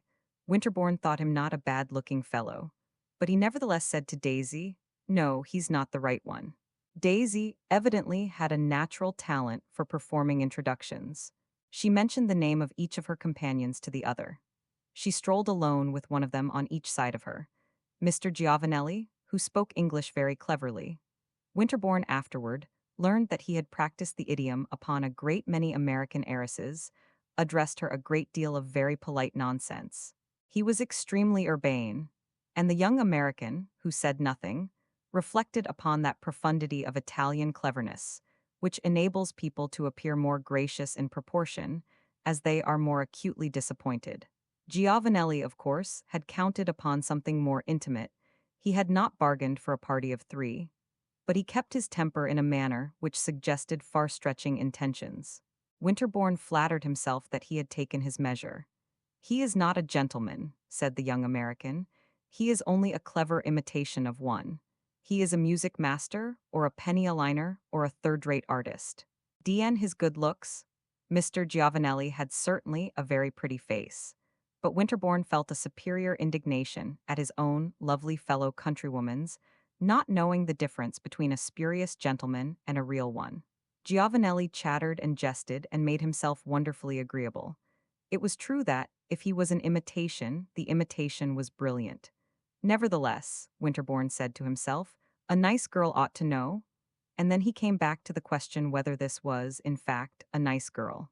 Would a nice girl, even allowing for her being a little American flirt, make a rendezvous with a presumably low-lived foreigner? The rendezvous in this case, indeed, had been in broad daylight and in the most crowded corner of Rome, but was it not impossible to regard the choice of these circumstances as a proof of extreme cynicism? Singular though it may seem, Winterbourne was vexed that the young girl, in joining her amoroso, should not appear more impatient of his own company, and he was vexed because of his inclination. It was impossible to regard her as a perfectly well-conducted young lady. She was wanting in a certain indispensable delicacy. It would therefore simplify matters greatly to be able to treat her as the object of one of those sentiments which are called by romancers lawless passions. That she should seem to wish to get rid of him would help him to think more lightly of her, and to be able to think more lightly of her would make her much less perplexing. But Daisy, on this occasion, continued to present herself as an inscrutable combination of audacity and innocence. She had been walking some quarter of an hour, attended by her two cavaliers, and responding in a tone of very childish gaiety, as it seemed to Winterbourne, to the pretty speeches of Mr. Giovanelli, when a carriage that had detached itself from the revolving train drew up beside the path. At the same moment, Winterbourne perceived that his friend Mrs. Walker, the lady whose house he had lately left, was seated in the vehicle and was beckoning to him. Leaving Miss Miller's side, he hastened to obey her summons. Mrs. Walker was flushed. She wore an excited air. "It is really too dreadful," she said. "That girl must not do this sort of thing. She must not walk here with you two men. 50 people have noticed her." Winterbourne raised his eyebrows. "I think it's a pity to make too much fuss about it. It's a pity to let the girl ruin herself." "She is very innocent," said Winterbourne. "She's very crazy," cried Mrs. Walker. "Did you ever see anything so imbecile as her mother? After you had all left me just now, I could not sit still for thinking of it. It seemed too pitiful, not even to attempt to save her. I ordered the carriage and put on my bonnet and came here as quickly as possible. Thank heaven I have found you. What do you propose to do with us?" asked Winterbourne, smiling. "To ask her to get in, to drive her about here for half an hour, so that the world may see she is not running absolutely wild, and then to take her safely home." "I don't think it's a very happy thought," said Winterbourne. "But you can try." Mrs. Walker tried. The young man went in pursuit of Miss Miller, who had simply nodded and smiled at his interlocutor in the carriage, and had gone her way with her companion. Daisy, on learning that Mrs. Walker wished to speak to her, retraced her steps with a perfect good grace, and with Mr. Giovanelli at her side. She declared that she was delighted to have a chance to present this gentleman to Mrs. Walker. She immediately achieved the introduction, and declared that she had never in her life seen anything so lovely as Mrs. Walker's carriage rug. "I am glad you admire it," said this lady, smiling sweetly. "Will you get in and let me put it over you?" "Oh, no, thank you," said Daisy. "I shall admire it much more as I see you driving round with it." "Do get in and drive with me," said Mrs. Walker. "That would be charming, but it's so enchanting just as I am." And Daisy gave a brilliant glance at the gentleman on either side of her. "It may be enchanting, dear child, but it is not the custom here," urged Mrs. Walker, leaning forward in her victoria, with her hands devoutly clasped. "Well, it ought to be then," said Daisy. "If I didn't walk, I should expire." "You should walk with your mother, dear," cried the lady from Geneva, losing patience. "With my mother, dear," exclaimed the young girl. Winterbourne saw that she scented interference. "My mother never walked 10 steps in her life. And then, you know," she added with a laugh, "I am more than 5 years old." "You are old enough to be more reasonable. You are old enough, dear Miss Miller, to be talked about." Daisy looked at Mrs. Walker, smiling intensely. "Talked about, what do you mean?" "Come into my carriage, and I will tell you." Daisy turned her quickened glance again, from one of the gentlemen beside her to the other. Mr. Giovanelli was bowing to and fro, rubbing down his gloves and laughing very agreeably. Winterbourne thought it a most unpleasant scene. "I don't think I want to know what you mean," said Daisy presently. "I don't think I should like it." Winterbourne wished that Mrs. Walker would tuck in her carriage rug and drive away, but this lady did not enjoy being defied, as she afterward told him. "Should you prefer being thought a very reckless girl?" she demanded. "Gracious!" exclaimed Daisy. She looked again at Mr. Giovanelli, then she turned to Winterbourne. There was a little pink flush in her cheek. She was tremendously pretty. "Does Mr. Winterbourne think," she asked slowly, smiling, throwing back her head and glancing at him from head to foot, "that, to save my reputation, I ought to get into the carriage?" Winterbourne colored. For an instant he hesitated greatly. It seemed so strange to hear her speak that way of her reputation. But he himself, in fact, must speak in accordance with gallantry. The finest gallantry, here, was simply to tell her the truth. And the truth, for Winterbourne, as the few indications I have been able to give have made him known to the reader, was that Daisy Miller should take Mrs. Walker's advice. He looked at her exquisite prettiness, and then he said, very gently, "I think you should get into the carriage."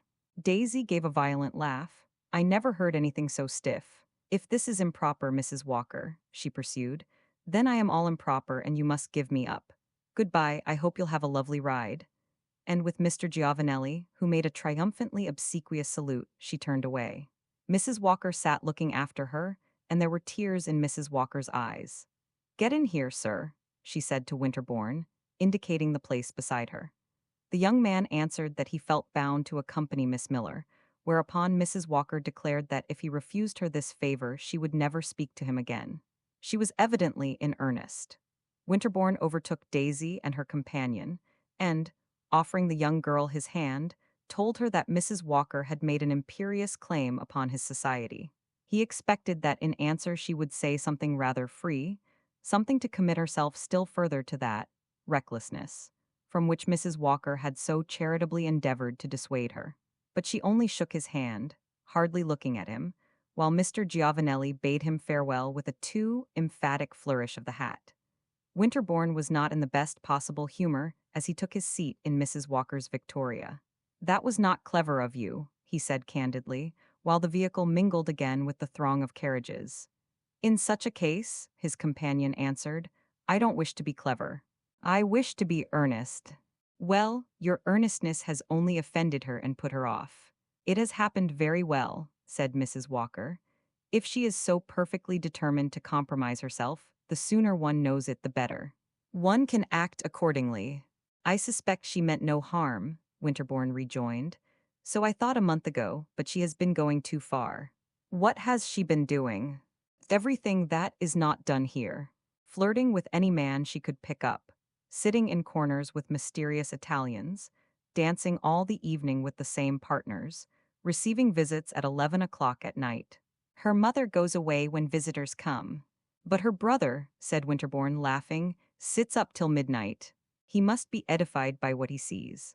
I'm told that at their hotel everyone is talking about her, and that a smile goes round among all the servants when a gentleman comes and asks for Miss Miller." "The servants be hanged," said Winterbourne angrily. "The poor girl's only fault," he presently added, "is that she is very uncultivated." "She is naturally indelicate," Mrs. Walker declared. "Take that example this morning. How long had you known her at Vevey?" "A couple of days." "Fancy, then, her making it a personal matter that you should have left the place." Winterbourne was silent for some moments. Then he said, "I suspect, Mrs. Walker, that you and I have lived too long at Geneva." And he added a request that she should inform him with what particular design she had made him enter her carriage.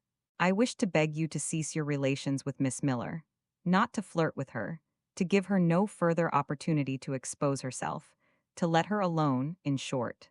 "I'm afraid I can't do that," said Winterbourne. "I like her extremely." "All the more reason that you shouldn't help her to make a scandal." "There shall be nothing scandalous in my attentions to her." "There certainly will be in the way she takes them." "But I have said what I had on my conscience," Mrs. Walker pursued. "If you wish to rejoin the young lady, I will put you down. Here, by the way, you have a chance." The carriage was traversing that part of the Pincian garden that overhangs the wall of Rome and overlooks the beautiful Villa Borghese. It is bordered by a large parapet, near which there are several seats. One of the seats at a distance was occupied by a gentleman and a lady, toward whom Mrs. Walker gave a toss of her head. At the same moment these persons rose and walked toward the parapet. Winterbourne had asked the coachman to stop. He now descended from the carriage. His companion looked at him a moment in silence. Then, while he raised his hat, she drove majestically away. Winterbourne stood there. He had turned his eyes toward Daisy and her cavalier. They evidently saw no one. They were too deeply occupied with each other. When they reached the low garden wall, they stood a moment looking off at the great flat-topped pine clusters of the Villa Borghese. Then Giovanelli seated himself, familiarly, upon the broad ledge of the wall. The western sun in the opposite sky sent out a brilliant shaft through a couple of cloud bars, whereupon Daisy's companion took her parasol out of her hands and opened it. She came a little nearer, and he held the parasol over her. Then, still holding it, he let it rest upon her shoulder, so that both of their heads were hidden from Winterbourne. This young man lingered a moment, then he began to walk. But he walked, not toward the couple with the parasol, toward the residence of his aunt, Mrs. Costello. He flattered himself on the following day that there was no smiling among the servants when he, at least, asked for Mrs. Miller at her hotel. This lady and her daughter, however, were not at home, and on the next day after, repeating his visit, Winterbourne again had the misfortune not to find them. Mrs. Walker's party took place on the evening of the third day, and, in spite of the frigidity of his last interview with the hostess, Winterbourne was among the guests. Mrs. Walker was one of those American ladies who, while residing abroad, make a point, in their own phrase, of studying European society, and she had on this occasion collected several specimens of her diversely born fellow mortals to serve, as it were, as textbooks. When Winterbourne arrived, Daisy Miller was not there, but in a few moments he saw her mother come in alone, very shyly and ruefully. Mrs. Miller's hair above her exposed-looking temples was more frizzled than ever. As she approached Mrs. Walker, Winterbourne also drew near. "You see, I've come all alone," said poor Mrs. Miller. "I'm so frightened, I don't know what to do. It's the first time I've ever been to a party alone, especially in this country.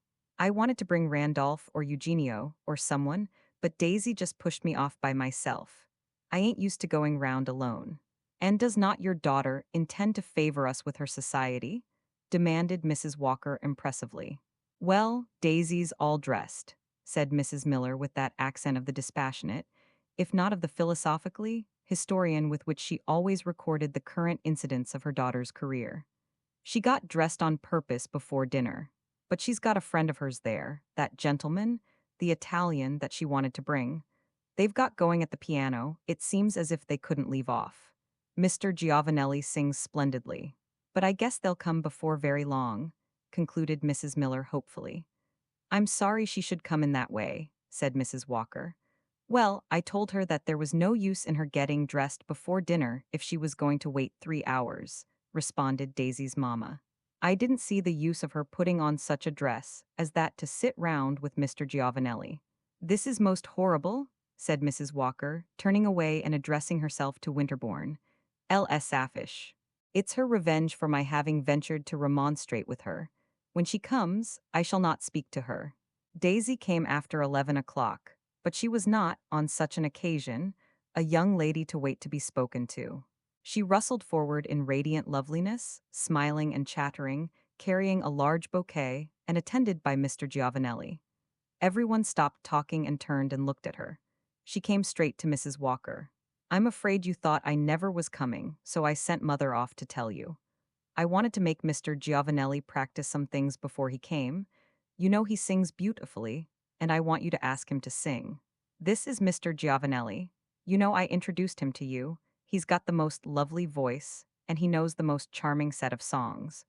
I made him go over them this evening on purpose. We had the greatest time at the hotel."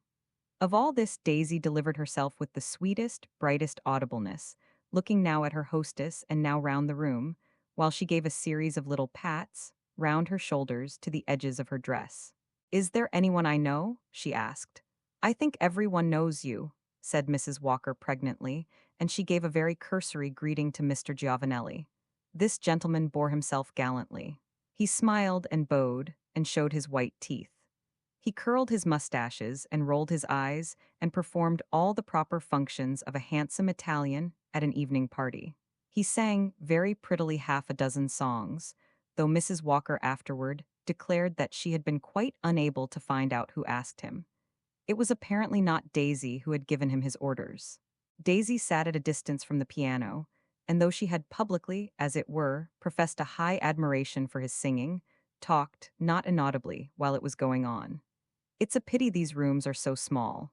We can't dance," she said to Winterbourne, as if she had seen him 5 minutes before. "I am not sorry we can't dance," Winterbourne answered. "I don't dance." "Of course you don't dance, you're too stiff," said Miss Daisy. "I hope you enjoyed your drive with Mrs. Walker." "No, I didn't enjoy it. I preferred walking with you." "We paired off, that was much better," said Daisy. "But did you ever hear anything so cool as Mrs. Walker's wanting me to get into her carriage and drop poor Mr. Giovanelli, and under the pretext that it was proper? People have different ideas. It would have been most unkind. He had been talking about that walk for 10 days. "He should not have talked about it at all," said Winterbourne. "He would never have proposed to a young lady of this country to walk about the streets with him." "About the streets?" cried Daisy with her pretty stare. "Where, then, would he have proposed to her to walk? The Pincio is not the streets, either. And I, thank goodness, am not a young lady of this country." The young ladies of this country have a dreadfully poky time of it. So far as I can learn, I don't see why I should change my habits for them. I am afraid your habits are those of a flirt, said Winterbourne gravely. Of course they are, she cried, giving him her little smiling stare again. I'm a fearful, frightful flirt. Did you ever hear of a nice girl that was not? But I suppose you will tell me now that I am not a nice girl. You're a very nice girl. But I wish you would flirt with me, and me only, said Winterbourne. Ah, thank you very much. You are the last man I should think of flirting with. As I have had the pleasure of informing you, you are too stiff. You say that too often, said Winterbourne. Daisy gave a delighted laugh. If I could have the sweet hope of making you angry, I should say it again. Don't do that. When I am angry, I'm stiffer than ever. But if you won't flirt with me, do cease, at least, to flirt with your friend at the piano. They don't understand that sort of thing here. I thought they understood nothing else, exclaimed Daisy. Not in young unmarried women. It seems to me much more proper in young unmarried women than in old married ones, Daisy declared. Well, said Winterbourne, when you deal with natives, you must go by the custom of the place. Flirting is a purely American custom. It doesn't exist here. So when you show yourself in public with Mr. Giovanelli, and without your mother. Gracious. Poor mother, interposed Daisy. Though you may be flirting, Mr. Giovanelli is not. He means something else. He isn't preaching, at any rate, said Daisy with vivacity. And if you want very much to know, we are neither of us flirting. We are too good friends for that. We are very intimate friends. Ah, rejoined Winterbourne, if you are in love with each other, it is another affair. She had allowed him up to this point to talk so frankly that he had no expectation of shocking her by this ejaculation. But she immediately got up, blushing visibly, and leaving him to exclaim mentally that little American flirts were the queerest creatures in the world. Mr. Giovanelli, at least, she said, giving her interlocutor a single glance, never says such very disagreeable things to me. Winterbourne was bewildered. He stood, staring. Mr. Giovanelli had finished singing. He left the piano and came over to Daisy. Won't you come into the other room and have some tea? He asked, bending before her with his ornamental smile. Daisy turned to Winterbourne, beginning to smile again. He was still more perplexed, for this inconsequent smile made nothing clear, though it seemed to prove, indeed, that she had a sweetness and softness that reverted instinctively to the pardon of offenses. It has never occurred to Mr. Winterbourne to offer me any tea, she said with her little tormenting manner. I have offered you advice, Winterbourne rejoined. I prefer weak tea, cried Daisy, and she went off with the brilliant Giovanelli. She sat with him in the adjoining room, in the embrasure of the window, for the rest of the evening. There was an interesting performance at the piano, but neither of these young people gave heed to it. When Daisy came to take leave of Mrs. Walker, this lady conscientiously repaired the weakness of which she had been guilty at the moment of the young girl's arrival. She turned her back straight upon Miss Miller, and left her to depart with what grace she might. Winterbourne was standing near the door. He saw it all. Daisy turned very pale and looked at her mother, but Mrs. Miller was humbly unconscious of any violation of the usual social forms. She appeared, indeed, to have felt an incongruous impulse to draw attention to her own striking observance of them. Good night, Mrs. Walker, she said. We've had a beautiful evening. You see, if I let Daisy come to parties without me, I don't want her to go away without me. Daisy turned away, looking with a pale, grave face at the circle near the door. Winterbourne saw that, for the first moment, she was too much shocked and puzzled even for indignation. He, on his side, was greatly touched. That was very cruel, he said to Mrs. Walker. She never enters my drawing-room again, replied his hostess. Since Winterbourne was not to meet her in Mrs. Walker's drawing-room, he went as often as possible to Mrs. Miller's hotel. The ladies were rarely at home, but when he found them, the devoted Giovanelli was always present. Very often the brilliant little Roman was in the drawing-room with Daisy alone, Mrs. Miller being apparently constantly of the opinion that discretion is the better part of surveillance. Winterbourne noted, at first with surprise, that Daisy on these occasions was never embarrassed or annoyed by his own entrance. But he very presently began to feel that she had no more surprises for him. The unexpected in her behavior was the only thing to expect. She showed no displeasure at her tete-a-tete with Giovanelli being interrupted. She could chatter as freshly and freely with two gentlemen as with one. There was always, in her conversation, the same odd mixture of audacity and puerility. Winterbourne remarked to himself that if she was seriously interested in Giovanelli, it was very singular that she should not take more trouble to preserve the sanctity of their interviews. And he liked her the more for her innocent-looking indifference and her apparently inexhaustible good humor. He could hardly have said why, but she seemed to him a girl who would never be jealous.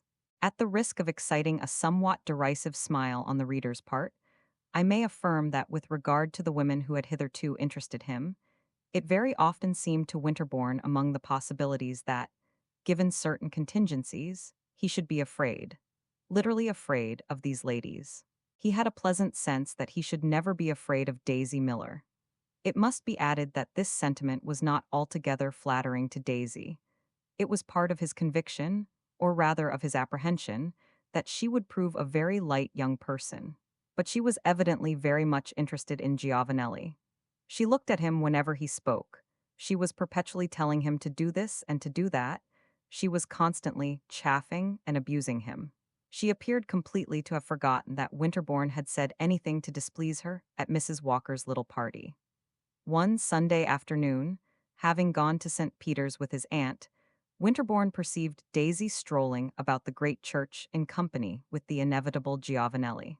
Presently he pointed out the young girl and her cavalier to Mrs. Costello. This lady looked at them a moment through her eyeglass, and then she said, "That's what makes you so pensive in these days, eh?" "I had not the least idea I was pensive," said the young man. "You are very much preoccupied. You are thinking of something." "And what is it," he asked, "that you accuse me of thinking of?" "Of that young lady's, Miss Baker's, Miss Chandler's. What's her name? Miss Miller's intrigue with that little barber's block." "Do you call it an intrigue?" Winterbourne asked. "An affair that goes on with such peculiar publicity." "That's their folly," said Mrs. Costello. "It's not their merit." "No," rejoined Winterbourne, with something of that pensiveness to which his aunt had alluded. "I don't believe that there is anything to be called an intrigue. I have heard a dozen people speak of it. They say she is quite carried away by him." "They are certainly very intimate," said Winterbourne. Mrs. Costello inspected the young couple again with her optical instrument. "He is very handsome. One easily sees how it is. She thinks him the most elegant man in the world, the finest gentleman. She has never seen anything like him. He is better, even, than the courier. It was the courier probably who introduced him. And if he succeeds in marrying the young lady, the courier will come in for a magnificent commission." "I don't believe she thinks of marrying him," said Winterbourne, "and I don't believe he hopes to marry her. You may be very sure she thinks of nothing. She goes on from day to day, from hour to hour, as they did in the Golden Age. I can imagine nothing more vulgar. And at the same time," added Mrs. Costello, "depend upon it that she may tell you any moment that she is engaged." "I think that is more than Giovanelli expects," said Winterbourne. "Who is Giovanelli?" "The little Italian. I have asked questions about him and learned something. He is apparently a perfectly respectable little man. I believe he is, in a small way, a cavaliere avvocato. But he doesn't move in what are called the first circles. I think it is really not absolutely impossible that the courier introduced him. He is evidently immensely charmed with Miss Miller. If she thinks him the finest gentleman in the world, he, on his side, has never found himself in personal contact with such splendor, such opulence, such expensiveness as this young lady's. And then she must seem to him wonderfully pretty and interesting. I rather doubt that he dreams of marrying her. That must appear to him too impossible a piece of luck.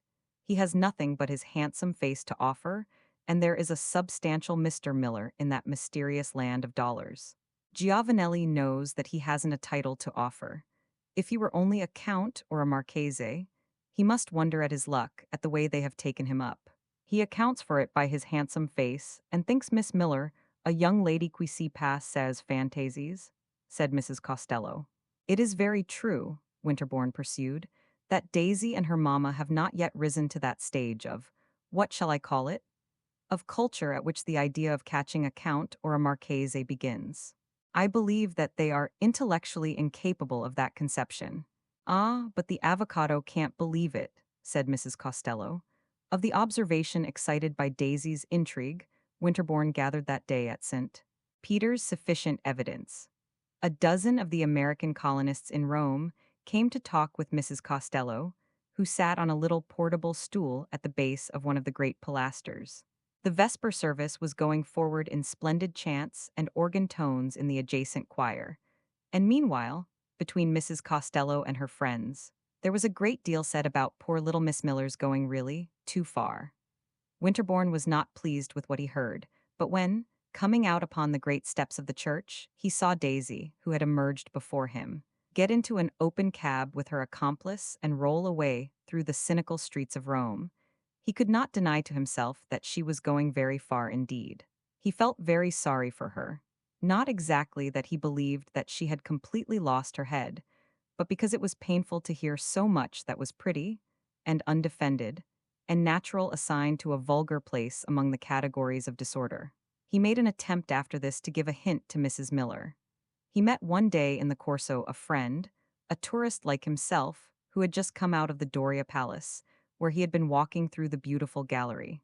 His friend talked for a moment about the superb portrait of Innocent X by Velázquez, which hangs in one of the cabinets of the palace, and then said, "And in the same cabinet, by the way, I had the pleasure of contemplating a picture of a different kind, that pretty American girl whom you pointed out to me last week." In answer to Winterbourne's inquiries, his friend narrated that the pretty American girl, prettier than ever, was seated with a companion in the secluded nook in which the great papal portrait was enshrined. "Who was her companion?" asked Winterbourne. "A little Italian with a bouquet in his buttonhole. The girl is delightfully pretty, but I thought I understood from you the other day that she was a young Lady du Mail-Normand." "So she is," answered Winterbourne, and having assured himself that his informant had seen Daisy and her companion but 5 minutes before, he jumped into a cab and went to call on Mrs. Miller. She was at home, but she apologized to him for receiving him in Daisy's absence.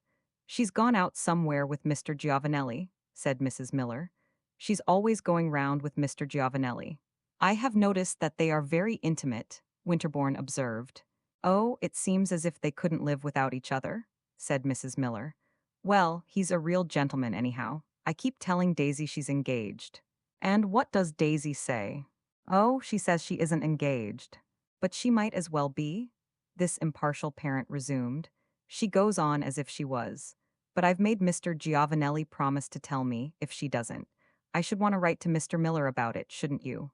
Winterbourne replied that he certainly should, and the state of mind of Daisy's mamma struck him as so unprecedented in the annals of parental vigilance that he gave up as utterly irrelevant the attempt to place her upon her guard. After this, Daisy was never at home, and Winterbourne ceased to meet her at the houses of their common acquaintances, because, as he perceived, these shrewd people had quite made up their minds that she was going too far. They ceased to invite her, and they intimated that they desired to express to observant Europeans the great truth that, though Miss Daisy Miller was a young American lady, her behavior was not representative, was regarded by her compatriots as abnormal. Winterbourne wondered how she felt about all the cold shoulders that were turned toward her, and sometimes it annoyed him to suspect that she did not feel at all. He said to himself that she was too light and childish, too uncultivated and unreasoning, too provincial, to have reflected upon her ostracism, or even to have perceived it. Then, at other moments, he believed that she carried about in her elegant and irresponsible little organism a defiant, passionate, perfectly observant consciousness of the impression she produced. He asked himself whether Daisy's defiance came from the consciousness of innocence, or from her being, essentially, a young person of the reckless class. It must be admitted that holding oneself to a belief in Daisy's innocence came to seem to Winterbourne more and more a matter of fine-spun gallantry. As I have already had occasion to relate, he was angry at finding himself reduced to chopping logic about this young lady. He was vexed at his want of instinctive certitude as to how far her eccentricities were generic, national, and how far they were personal. From either view of them he had somehow missed her, and now it was too late. She was carried away by Mr. Giovanelli. A few days after his brief interview with her mother, he encountered her in that beautiful abode of flowering desolation known as the Palace of the Caesars. The early Roman spring had filled the air with bloom and perfume, and the rugged surface of the Palatine was muffled with tender verdure. Daisy was strolling along the top of one of those great mounds of ruin that are embanked with mossy marble and paved with monumental inscriptions. It seemed to him that Rome had never been so lovely as just then. He stood, looking off at the enchanting harmony of line and color that remotely encircles the city, inhaling the softly humid odors and feeling the freshness of the year and the antiquity of the place reaffirm themselves in mysterious interfusion. It seemed to him also that Daisy had never looked so pretty, but this had been an observation of his whenever he met her. Giovanelli was at her side, and Giovanelli, too, wore an aspect of even unwanted brilliancy. "Well," said Daisy, "I should think you would be lonesome." "Lonesome?" asked Winterbourne. "You are always going round by yourself. Can't you get anyone to walk with you?" "I am not so fortunate," said Winterbourne, "as your companion." Giovanelli, from the first, had treated Winterbourne with distinguished politeness. He listened with a deferential air to his remarks. He laughed punctiliously at his pleasantries. He seemed disposed to testify to his belief that Winterbourne was a superior young man. He carried himself in no degree like a jealous wooer. He had obviously a great deal of tact. He had no objection to your expecting a little humility of him. It even seemed to Winterbourne at times that Giovanelli would find a certain mental relief in being able to have a private understanding with him. To say to him, as an intelligent man, that, bless you, he knew how extraordinary was this young lady, and didn't flatter himself with delusive, or at least too delusive, hopes of matrimony and dollars. On this occasion, he strolled away from his companion to pluck a sprig of almond blossom, which he carefully arranged in his buttonhole. "I know why you say that," said Daisy, watching Giovanelli. "Because you think I go round too much with Him," and she nodded at her attendant. "Everyone thinks so, if you care to know," said Winterbourne. "Of course I care to know," Daisy exclaimed seriously, "but I don't believe it. They are only pretending to be shocked. They don't really care a straw what I do. Besides, I don't go round so much. I think you will find they do care. They will show it disagreeably." Daisy looked at him a moment. "How disagreeably? Haven't you noticed anything?" Winterbourne asked. "I have noticed you, but I noticed you were as stiff as an umbrella the first time I saw you." "You will find I am not so stiff as several others," said Winterbourne, smiling. "How shall I find it?" "By going to see the others." "What will they do to me?" "They will give you the cold shoulder. Do you know what that means?" Daisy was looking at him intently. She began to color. "Do you mean, as Mrs. Walker did the other night?" "Exactly," said Winterbourne. She looked away at Giovanelli, who was decorating himself with his almond blossom. Then looking back at Winterbourne, "I shouldn't think you would let people be so unkind," she said. "How can I help it?" he asked. "I should think you would say something." "I do say something," and he paused a moment. "I say that your mother tells me that she believes you are engaged." "Well, she does," said Daisy very simply. Winterbourne began to laugh. "And does Randolph believe it?" he asked. "I guess Randolph doesn't believe anything," said Daisy. Randolph's skepticism excited Winterbourne to further hilarity, and he observed that Giovanelli was coming back to them. Daisy, observing it too, addressed herself again to her countryman. "Since you have mentioned it," she said, "I am engaged." Winterbourne looked at her. He had stopped laughing. "You don't believe," she added. He was silent a moment, and then, "Yes, I believe it," he said. "Oh, no, you don't," she answered. "Well, then, I am not." The young girl and her cicerone were on their way to the gate of the enclosure, so that Winterbourne, who had but lately entered, presently took leave of them. A week afterward he went to dine at a beautiful villa on the Calian Hill, and, on arriving, dismissed his hired vehicle.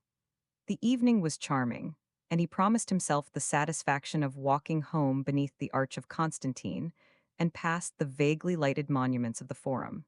There was a waning moon in the sky, and her radiance was not brilliant, but she was veiled in a thin cloud curtain which seemed to diffuse and equalize it. When, on his return from the villa, it was 11 o'clock, Winterbourne approached the dusky circle of the Colosseum. It recurred to him, as a lover of the picturesque, that the interior, in the pale moonshine, would be well worth a glance. He turned aside and walked to one of the empty arches, near which, as he observed, an open carriage, one of the little Roman street cabs, was stationed. Then he passed in among the cavernous shadows of the great structure and emerged upon the clear and silent arena. The place had never seemed to him more impressive. One half of the gigantic circus was in deep shade, the other was sleeping in the luminous dusk. As he stood there, he began to murmur Byron's famous lines, out of Manfred. But before he had finished his quotation, he remembered that if nocturnal meditations in the Colosseum are recommended by the poets, they are deprecated by the doctors. The historic atmosphere was there, certainly, but the historic atmosphere, scientifically considered, was no better than a villainous miasma. Winterbourne walked to the middle of the arena to take a more general glance, intending thereafter to make a hasty retreat. The great cross in the center was covered with shadow. It was only as he drew near it that he made it out distinctly. Then he saw that two persons were stationed upon the low steps which formed its base. One of these was a woman, seated. Her companion was standing in front of her. Presently the sound of the woman's voice came to him distinctly in the warm night air. Well, he looks at us as one of the old lions or tigers may have looked at the Christian martyrs. These were the words he heard, in the familiar accent of Miss Daisy Miller. "Let us hope he is not very hungry," responded the ingenious Giovanelli. "He will have to take me first. You will serve for dessert." Winterbourne stopped with a sort of horror, and, it must be added, with a sort of relief. It was as if a sudden illumination had been flashed upon the ambiguity of Daisy's behavior, and the riddle had become easy to read. She was a young lady, whom a gentleman need no longer be at pains to respect. He stood there, looking at her companion, and not reflecting that though he saw them vaguely, he himself must have been more brightly visible. He felt angry with himself that he had bothered so much about the right way of regarding Miss Daisy Miller. Then, as he was going to advance again, he checked himself, not from the fear that he was doing her injustice, but from a sense of the danger of appearing unbecomingly exhilarated by this sudden revulsion from cautious criticism. He turned away toward the entrance of the place, but, as he did so, he heard Daisy speak again. "Why, it was Mr. Winterbourne. He saw me and he cuts me." What a clever little reprobate she was, and how smartly she played at injured innocence. But he wouldn't cut her. Winterbourne came forward again and went toward the great cross. Daisy had got up. Giovanelli lifted his hat. Winterbourne had now begun to think simply of the craziness, from a sanitary point of view, of a delicate young girl lounging away the evening in this nest of malaria. What if she were a clever little reprobate? That was no reason for her dying of the perniciosa. "How long have you been here?" he asked almost brutally. Daisy, lovely in the flattering moonlight, looked at him a moment. "Then, all the evening," she answered gently. "I never saw anything so pretty." "I am afraid," said Winterbourne, "that you will not think Roman fever very pretty. This is the way people catch it. I wonder," he added, turning to Giovanelli, "that you, a native Roman, should countenance such a terrible indiscretion." "Ah," said the handsome native, "for myself I am not afraid. Neither am I for you. I am speaking for this young lady." Giovanelli lifted his well-shaped eyebrows and showed his brilliant teeth, but he took Winterbourne's rebuke with docility. "I told the signorina it was a grave indiscretion, but when was the signorina ever prudent?" "I never was sick and I don't mean to be," the signorina declared. "I don't look like much, but I'm healthy. I was bound to see the Colosseum by moonlight. I shouldn't have wanted to go home without that. And we have had the most beautiful time, haven't we, Mr. Giovanelli? If there has been any danger, Eugenio can give me some pills. He has got some splendid pills." "I should advise you," said Winterbourne, "to drive home as fast as possible and take one." "What you say is very wise," Giovanelli rejoined. "I will go and make sure the carriage is at hand." And he went forward rapidly. Daisy followed with Winterbourne. He kept looking at her. She seemed not in the least embarrassed. Winterbourne said nothing. Daisy chattered about the beauty of the place. "Well, I have seen the Colosseum by moonlight," she exclaimed. "That's one good thing." Then, noticing Winterbourne's silence, she asked him why he didn't speak. He made no answer. He only began to laugh. They passed under one of the dark archways. Giovanelli was in front with the carriage. Here Daisy stopped a moment, looking at the young American. "Did you believe I was engaged the other day?" she asked. "It doesn't matter what I believed the other day," said Winterbourne, still laughing. "Well, what do you believe now?" I believe that it makes very little difference whether you are engaged or not. He felt the young girl's pretty eyes fixed upon him through the thick gloom of the archway. She was apparently going to answer, but Giovanelli hurried her forward. Quick, quick, he said. If we get in by midnight, we are quite safe. Daisy took her seat in the carriage, and the fortunate Italian placed himself beside her. Don't forget Eugenio's pills, said Winterbourne as he lifted his hat. I don't care, said Daisy in a little strange tone, whether I have Roman fever or not. Upon this the cab driver cracked his whip, and they rolled away over the desultory patches of the antique pavement. Winterbourne, to do him justice, as it were, mentioned to no one that he had encountered Miss Miller, at midnight, in the Colosseum with a gentleman. But nevertheless, a couple of days later, the fact of her having been there under these circumstances was known to every member of the little American circle, and commented accordingly.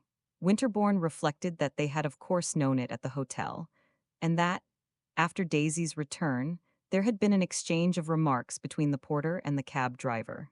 But the young man was conscious, at the same moment, that it had ceased to be a matter of serious regret to him that the little American flirt should be talked about by low-minded menials.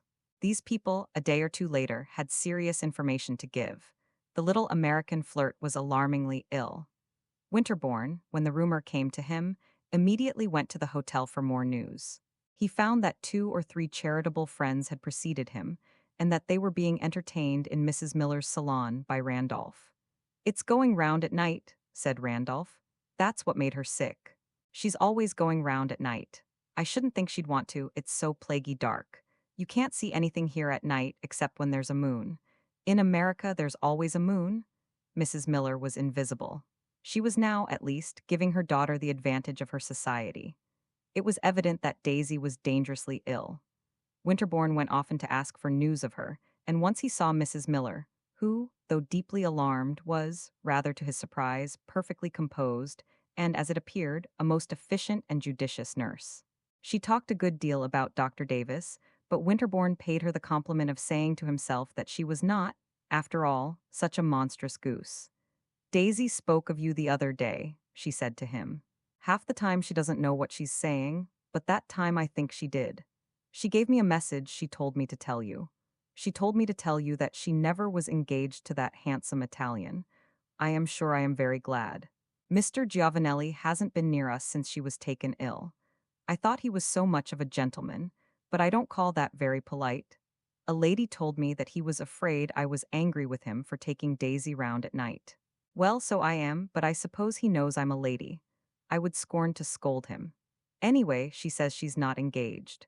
I don't know why she wanted you to know, but she said to me 3 times, "Mind you tell Mr. Winterbourne." And then she told me to ask if you remembered the time you went to that castle in Switzerland. But I said I wouldn't give any such messages as that. Only, if she is not engaged, I'm sure I'm glad to know it. But, as Winterbourne had said, it mattered very little. A week after this, the poor girl died.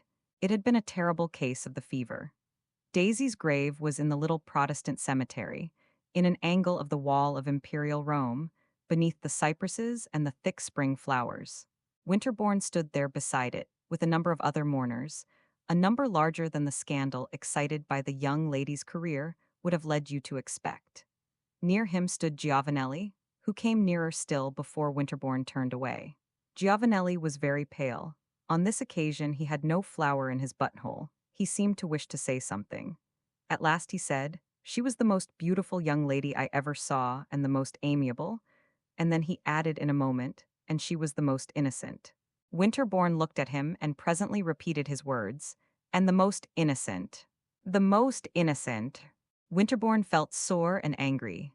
"Why the devil," he asked, "did you take her to that fatal place?" Mr. Giovanelli's urbanity was apparently imperturbable. He looked on the ground a moment, and then he said, "For myself I had no fear. And she wanted to go." "That was no reason," Winterbourne declared. The subtle Roman again dropped his eyes. "If she had lived, I should have got nothing. She would never have married me, I am sure." "She would never have married you." "For a moment I hoped so. But no, I am sure." Winterbourne listened to him. He stood staring at the raw protuberance among the April daisies. When he turned away again, Mr. Giovanelli, with his light, slow step, had retired.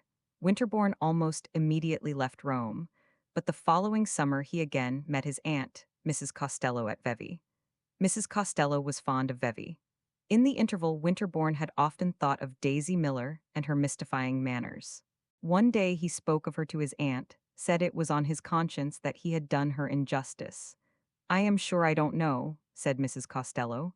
"How did your injustice affect her?" "She sent me a message before her death which I didn't understand at the time.